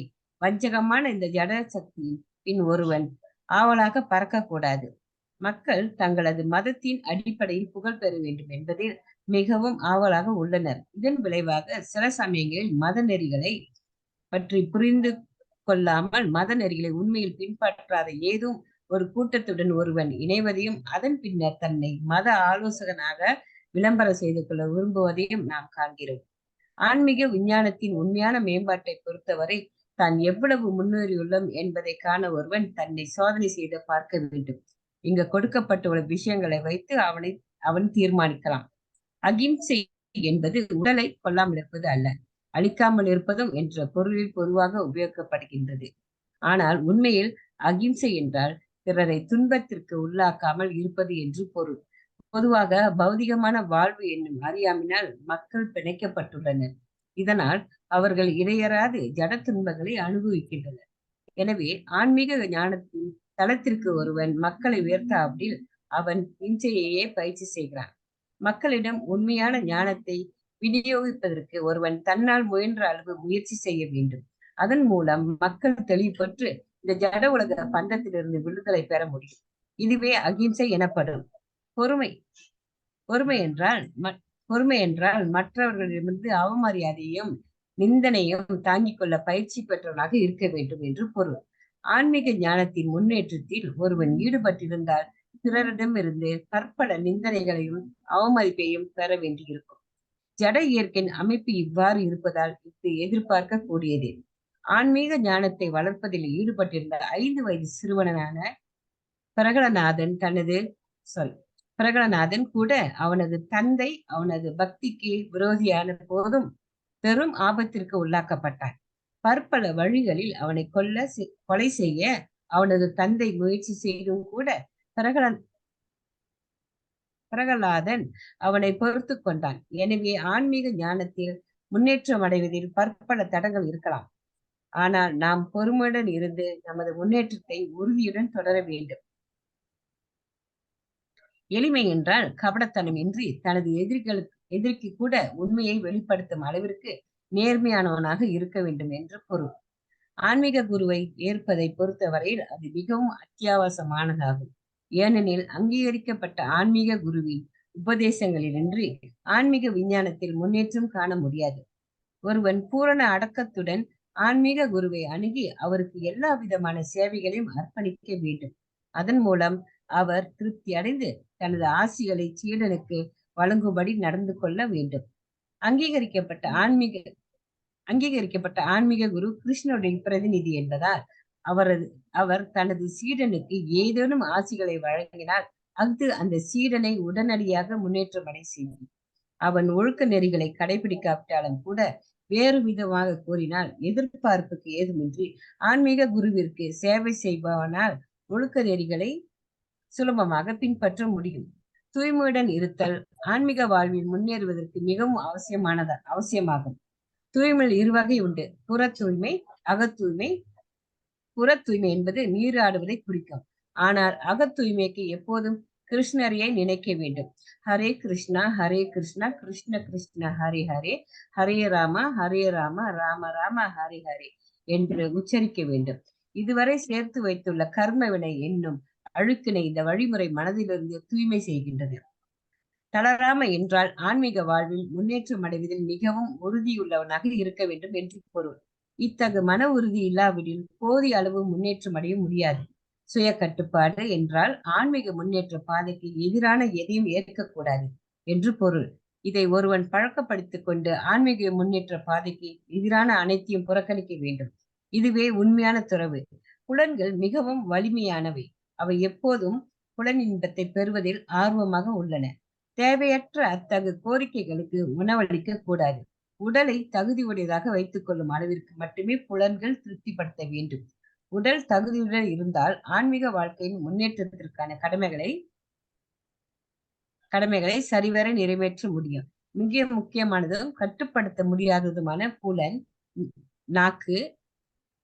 நாக்கு. ஒருவனால் நாக்கை கட்டுப்படுத்த முடிந்தால் பிற இதர புலன்களை கட்டுப்படுத்துவதற்கான சாத்தியம் உள்ளது. சுவைப்பதும் உச்சரிப்பதும் நாக்கின் செயல்கள். எனவே நாக்கினை முறையாக ஒழுங்குபடுத்தி கிருஷ்ணருக்கு படைக்கப்பட்ட பிரசாதத்தினை சுவைப்பதிலும் ஹரே கிருஷ்ணா மந்திரத்தை உச்சரிப்பதிலும் அதனை ஈடுபடுத்த வேண்டும். கண்களை பொறுத்தவரையில் கிருஷ்ணருடைய அழகிய ரூபத்தை தவிர வேறு எதையும் காண்பதற்கு அவற்றை அனுமதிக்க கூடாது. இது கண்களை கட்டுப்படுத்தும். அதுபோலவே காதுகளை கிருஷ்ணரை பற்றி கேட்பதிலும் மூக்கினை கிருஷ்ணருக்கு அர்ப்பணிக்கப்பட்ட மலர்களில் நுகருவதிலும் ஈடுபடுத்த வேண்டும். இதுவே பக்தி தொண்டின் வழிமுறையாகும். மேலும் பகவத்கீதையானது பக்தி தொண்டின் விஞ்ஞானத்தினை மட்டுமே விளக்குகின்றது என்பதை இங்கிருந்து புரிந்து கொள்ளலாம். பகவத்கீதையின் முக்கியமான ஒரே குறிக்கோள் பக்தி தொண்டு. பகவத்கீதையின் அறிவற்ற கருத்துரையாளர்கள் வாசகர்களின் மனதை மற்ற விஷயங்களை நோக்கி திசை திருப்ப முயற்சி செய்கின்றனர். ஆனால் பகவத்கீதையில் பக்தி தொண்டை தவிர வேறு எந்த விஷயமும் கிடையாது. பொய் அகங்காரம் என்பது தன்னை இந்த உடலாக ஏற்றுக்கொள்வதை குறிக்கும். நான் இந்த உடல் அல்ல, ஆன்மீக ஆத்மா என்பதை புரிந்து கொள்ளும் போது ஒருவன் உண்மையான அகங்காரத்தின் நிலைக்கு வருகிறான். அகங்காரம் எப்போதும் உள்ளது. பொய் அகங்காரம் மட்டுமே கண்டனம் செய்கின்றது. உண்மை அகங்காரம் அல்ல. வேத இலக்கியத்தில் பிருஹத் ஆரண்ய உபனிஷத் 1.4-10 அகம் பிரம்மாஸ்மி, நான் பிரம்மன், நான் ஆன்மீகமயமானவன் என்று கூறப்பட்டுள்ளது. தன்னை பற்றிய நான் என்னும் இத்தகு தன்னுணர்வு முக்தி பெற்ற நிலையிலும் கூட உள்ளது. நான் என்பதை பற்றிய உணர்வு அகங்காரம் எனப்படும். ஆனால் நான் என்ற இந்த உணர்வினை பொய்யான உடலின் மீது செலுத்தும் போது அகங்காரம் பொய் அகங்காரமாக மாறுகின்றது. அதே உணர்வினை உண்மையான விஷயத்தில் செலுத்தும் போது அது உண்மை அகங்காரம் ஆகிவிடுகின்றது. நம்முடைய அகங்காரத்தினை நாம் விட்டுவிட வேண்டும் என்று சில தத்துவ ஞானிகள் கூறுகின்றனர். ஆனால் அத்தகு அடையாளத்தினை கைவிடுதல் சாத்தியமல்ல. அதே சமயத்தில் உடலான பொய்யான அடையாளத்தினை விட்டுவிட வேண்டும் என்பதை நாங்களும் வலியுறுத்துகிறோம். பிறப்பு, இறப்பு, முதுமை, நோய் ஆகியவற்றை ஏற்பதின் துன்பத்தை புரிந்து கொள்ள வேண்டும். பிறப்பை பற்றிய விளக்கங்கள் பல்வேறு வேத இலக்கியங்களில் உள்ளன. ஸ்ரீமத் பாகவதத்தில் பிறக்காதவரின் உலகம், தாயின் கருப்பையில் இருக்கும் குழந்தையின் வாழ்வு, அதன் துன்பங்கள் போன்றவை மிக அற்புதமாக விவரிக்கப்பட்டுள்ளன. பிறப்பு துன்பமயமானது என்பதை மிக தெளிவாக புரிந்து கொள்ள வேண்டும். தாயின் கருவினுள் இருந்தபோது நாம் எவ்வளவு துன்பத்தை எவ்வளவு துன்பத்தை அனுபவித்தோம் என்பதை மறப்பதன் காரணத்தால்தான் பிறப்பு இறப்பின் சுழற்சியிலிருந்து மீள்வதற்கான வழியை நாம் தேடாமல் உள்ளோம். அதுபோல இறப்பின் சமயத்திலும் பல்வேறு விதமான துன்பங்கள் உள்ளன. இவையும் சாஸ்திரங்களில் குறிப்பிடப்பட்டுள்ளன. இவ்விஷயங்கள் விவாதிக்கப்பட வேண்டியவை. முதுமை நோய் ஆகியவற்றை பொறுத்தவரையில் ஒவ்வொருவருக்கும் அவற்றில் சொந்த அனுபவம் உண்டு. நோயை யாரும் விரும்புவதில்லை, முதுமையை யாரும் விரும்புவதில்லை. ஆனால் இவற்றை தவிர்ப்பது சாத்தியமல்ல. பிறப்பு, இறப்பு, முதுமை, நோய் ஆகியவற்றின் துன்பங்களை கருத்தில் கொண்டு ஜட வாழ்வின் மீது வெறுப்பு கண்ணோட்டம் உடையவர்களாக நாம் மாறாத வரை ஆன்மீக வாழ்வில் முன்னேற்றம் அடைவதற்கான ஊக்கம் நமக்கு கிடைக்காது. Hare Krishna Mataji. Doctor okay okay, நம்மள முடிச்சிடுவேன். இன்னும் 5 minutes முடிச்சிடுவேன். படிக்கிறேன். குழந்தைகள் மனைவி, வீடு ஆகியவற்றை துறப்பது என்பது பொறுத்தவரை அவற்றின் மீது பாசம் வைக்கக்கூடாது என்று பொருள் அல்ல. அவை இயற்கையாகவே பற்றுதலை கொடுக்கும் விஷயங்கள். ஆனால் அவை ஆன்மீக முன்னேற்றத்திற்கு சாதகமாக இல்லாவிடில் ஒருவன் அவற்றின் மீது பற்றுதல் கொண்டிருக்க கூடாது. இல்லத்தை இனிமையாக வைத்திருக்க மிக சிறந்த வழி கிருஷ்ண உணர்வே. இந்த கிருஷ்ண உணர்வு முறை மிகவும் எளிமையானது என்பதால் ஒருவன் பூரண கிருஷ்ண உணர்வு இருந்தால் அவன் தனது இல்லத்தை இன்பமயமானதாக மாற்றலாம். அவன் செய்ய வேண்டியவை யாதெனில் ஹரே கிருஷ்ணா ஹரே கிருஷ்ணா கிருஷ்ண கிருஷ்ண ஹரே ஹரே, ஹரே ராம ராம ராம ஹரே ஹரே என்று உச்சரிக்க வேண்டும். கிருஷ்ணருக்கு படைக்கப்பட்ட உணவினை பிரசாதமாக ஏற்க வேண்டும். பகவத்கீதை, ஸ்ரீமத் பாகவதம் போன்ற புத்தகங்களை விவாதிக்க வேண்டும் மற்றும் விக்கிரக வழிபாட்டில் ஈடுபட வேண்டும். இந்நான்கு விஷயங்களும் அவனை மகிழ்விக்கும். இவ்வழியில் தனது குடும்ப அங்கத்தினருக்கு ஒருவன் பயிற்சி அளிக்க வேண்டும். காலையிலும் மாலையிலும் குடும்பத்தினர் அனைவரும் ஒன்றாக அமர்ந்து ஹரே கிருஷ்ணா கிருஷ்ண கிருஷ்ண ஹரே ஹரே, ஹரே ராம ராம ராம ஹரே ஹரே என்று ஜபம் செய்யலாம். 4 கொள்கைகளை பின்பற்றி கிருஷ்ண உணர்வினை இவ்வழியில் வளர்த்து கொள்ளும்படி ஒருவன் தனது குடும்ப வாழ்வினை வடிவமைக்க முடிந்தால் அவன் குடும்ப வாழ்விலிருந்து துறவு வாழ்விற்கு மாற்றம் பெற அவசியமில்லை. ஆனால் குடும்ப வாழ்வானது ஆன்மீக முன்னேற்றத்திற்கு உகந்ததாக இல்லாமல் சாதகமற்றதாக இருந்தால் அது நிராகரிக்கப்பட வேண்டும். அர்ஜுனனை போல கிருஷ்ணரை உணர்வதற்காகவும் அவருக்கு தொண்டு செய்வதற்காகவும் அனைத்தையும் தியாகம் செய்ய வேண்டும். அர்ஜுனன் தனது குடும்பத்தினர்களை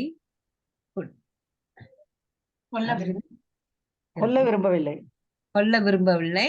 ஆனால் தனது கிருஷ்ண உணர்வுக்கு அவர்கள் தடங்களாக உள்ளனர் என்பதை புரிந்து கொண்டவுடன் அவன் கிருஷ்ணரின் உபதேசத்தை ஏற்று போர் புரிந்து அவர்களை கொன்றான். எப்படியாயினும் குடும்ப வாழ்வின் இன்ப துன்பங்களை ஒருவன் துறந்தேயாக வேண்டும். ஏனெனில் முழுமையான இன்பத்துடன் இருப்பதோ முழுமையான துன்பத்துடன் இருப்பதோ இவ்வுலகில் ஒருபோதும் சாத்தியமல்ல. ஜட வாழ்வில் இன்பமும் துன்பமும் எப்போதும் தொடர்ந்து வரக்கூடியவை. பகவத்கீதையில் அறிவுறுத்தப்பட்டுள்ளபடி அவற்றை பொறுத்து கொள்ள கற்க வேண்டும். வந்து போகக்கூடியதான் இன்பத்தையும் துன்பத்தையும் என்றுமே தடுக்க முடியாது. எனவே பௌதிகமயமான வாழ்வில் இருந்து ஒருவன் விலகி இருக்க வேண்டும். அதன் மூலம் இன்ப துன்பங்களில் சமநிலை உடையவனாக ஆக முடியும். பொதுவாக நமக்கு விருப்பமானவற்றை அடையும் பொழுது நாம் மிகவும் மகிழ்கின்றோம். நமக்கு விருப்பமற்ற எதையேனும் அடைந்து விட்டால் துன்பப்படுகின்றோம். ஆனால் நாம் உண்மையிலே ஆன்மீக நிலையில் இருந்தால் இந்த விஷயங்கள் நம்மை பாதிக்காது. அத்தகைய நிலையை அடைய சிதையாத பக்தி தொண்டை நாம் பயிற்சி செய்ய வேண்டும். முறையான பாதையிலிருந்து பிறழாமல் கிருஷ்ணருக்கு பக்தி தொண்டு செய்வது என்றால் 9ஆம் அத்தியாயத்தின் இறுதி பதத்தில் விளக்கப்பட்டபடி பக்தி தொண்டின் 9 வழிமுறைகளான கீர்த்தனம், சிரவணம், அர்ச்சனம், வந்தனம் போன்றவற்றில் ஒருவன் தன்னை ஈடுபடுத்திக் கொள்ள வேண்டும். இந்த வழிமுறையை பின்பற்றப்பட வேண்டியதாகும். ஆன்மீக மையமான வாழ்வை ஒருவன் ஏற்றுக்கொள்ளும் போது இயற்கையாவே அவன் பௌதிகவாதிகளுடன் சேர விரும்ப மாட்டான். அத்தகைய உறவு அவனது சுபாவத்திற்கு எதிரானதாக அமையும். தேவையற்ற உறவுகள் இன்றி தனியிடத்தில் வாழ்வதில் தன்னிடம் எவ்வளவு விருப்பம் உள்ளது என்பதை காண்பதன் மூலம் ஒருவன் தன்னை பரிசோதித்துக் கொள்ளலாம். அவசியமற்ற விளையாட்டுகள், திரைப்படத்திற்கு செல்லுதல் அல்லது ஏதேனும் சமூக விழாக்களில் கலந்து கொண்டு அனுபவித்தல் போன்றவற்றில் பக்தனுக்கு இயற்கையிலே சுவை ஏதும் இல்லை. ஏனெனில் அவையெல்லாம் வெறும் கால விரயமே என்பதை அவன் புரிந்து கொண்டுள்ளான். அடுத்ததாக பல்வேறு ஆராய்ச்சியாளர்களும் தத்துவவாதிகளும் காம வாழ்வை பற்றியோ இதர விஷயங்களை பற்றியோ ஆராய்ச்சி செய்கின்றனர். ஆனால் பகவத்கீதையின்படி அத்தகைய ஆராய்ச்சிகளுக்கும் தத்துவ கருப்படைகளுக்கும் எவ்வித மதிப்பும் இல்லை. ஏறக்குறைய அவை அபத்தமானவை. பகவத்கீதையின்படி தத்துவ ஆய்வுகளின் மூலம் ஆத்மாவின் இயற்கையை பற்றி ஒருவன் ஆராய்ச்சி செய்ய வேண்டும். அவன் தன்னை புரிந்து கொள்வதற்கான ஆராய்ச்சிகளை மேற்கொள்ள வேண்டும். அதுவே இங்கு சிபாரிசு செய்யப்பட்டுள்ளது. தன்னுணர்வு அடைவதை பொறுத்தவரையில் பக்தி யோகமே நடைமுறைக்கு ஒத்து வரக்கூடியது என்று இங்கு தெளிவாக கூறப்பட்டுள்ளது. பக்தி என்ற கேள்வி எழுந்த உடனேயே பரமாத்மாவிற்கு தனிப்பட்ட ஜீவாத்மாவிற்கும் இடையிலான உறவை கருத்தில் கொள்ளுதல் அவசியமாகும். குறைந்தபட்சம் பக்தியின் கண்ணோட்டத்தில் தனிப்பட்ட ஜீவாத்மாவையும் பரமாத்மாவையும் ஒன்றாக கருத முடியாது. இங்கு தெளிவாக குறிப்பிட்டுள்ளபடி பரமாத்மாவிற்கு ஜீவாத்மா செய்யும் தொண்டு நித்தியமானதாகும். எனவே பக்தி தொண்டு நித்தியமானதாகும். இத்தகைய தத்துவத்தின் மீதான திட நம்பிக்கையை ஒருவர் நிலை பெற்றிருக்க வேண்டும். ஸ்ரீமத் பாகவதத்தில் 1.11 இது விளக்கப்பட்டுள்ளது. வதந்தி தத்துவ தத்துவம் யக்ஞானம் அத்வயம் பூரண சத்தியத்தை உண்மையாக உணர்ந்தவர்கள் பிரம்மன், பரமாத்மா, பகவான் ஆகிய 3 நிலைகளில் தன்னுணர்வு அடையப்படுகிறது என்று அறிகின்றனர். பூரண உண்மையை உணர்வதில் பகவான் என்பதே இறுதி சொல். எனவே முழு முதல் கடவுளை புரிந்து கொள்ளும் தளத்திற்கு உயர்வு பெற்று அவரது பக்தி தொண்டில் ஒருவன் ஈடுபட வேண்டும். இதுவே ஞானத்தின் பக்குவ நிலையாகும். அடக்கத்தை பயிற்சி செய்தல் என்ற நிலையில் தொடங்கி புருஷோத்தமரான முழு முதல் கடவுளை பரம உண்மையாக உணர்ந்து அறியும் நிலை வர செல்லக்கூடிய இந்த வழிமுறை ஒரு கட்டிடத்தின் கீழ்த்தளத்திலிருந்து அதன் உச்சிக்கு செல்லும் மாடிப்படியை போன்றது. இந்த படிக்கட்டின் மூலம் முதல் தளம், 2ஆம் தளம் அல்லது 3வது தளத்தை பலர் அடைந்துள்ளனர். ஆனால் கிருஷ்ணரை புரிந்து கொள்ளுதல் என்னும் உச்ச தளத்தை அடையாத வரை அவன் ஞானத்தின் கீழ்நிலையிலே இருக்கின்றான். யாரேனும் இறைவனுடன் போட்டி போட்டுக்கொண்டு அதே சமயத்தில் ஆன்மீக ஞானத்தில் முன்னேற்றம் அடையவும் விரும்பினால் அவன் விரக்தி அடைவான். பணிவு என்பது இல்லாவிடில் புரிந்து கொள்ளுதல் என்பது சாத்தியமல்ல என்று இங்கு தெளிவாக கூறப்பட்டுள்ளது.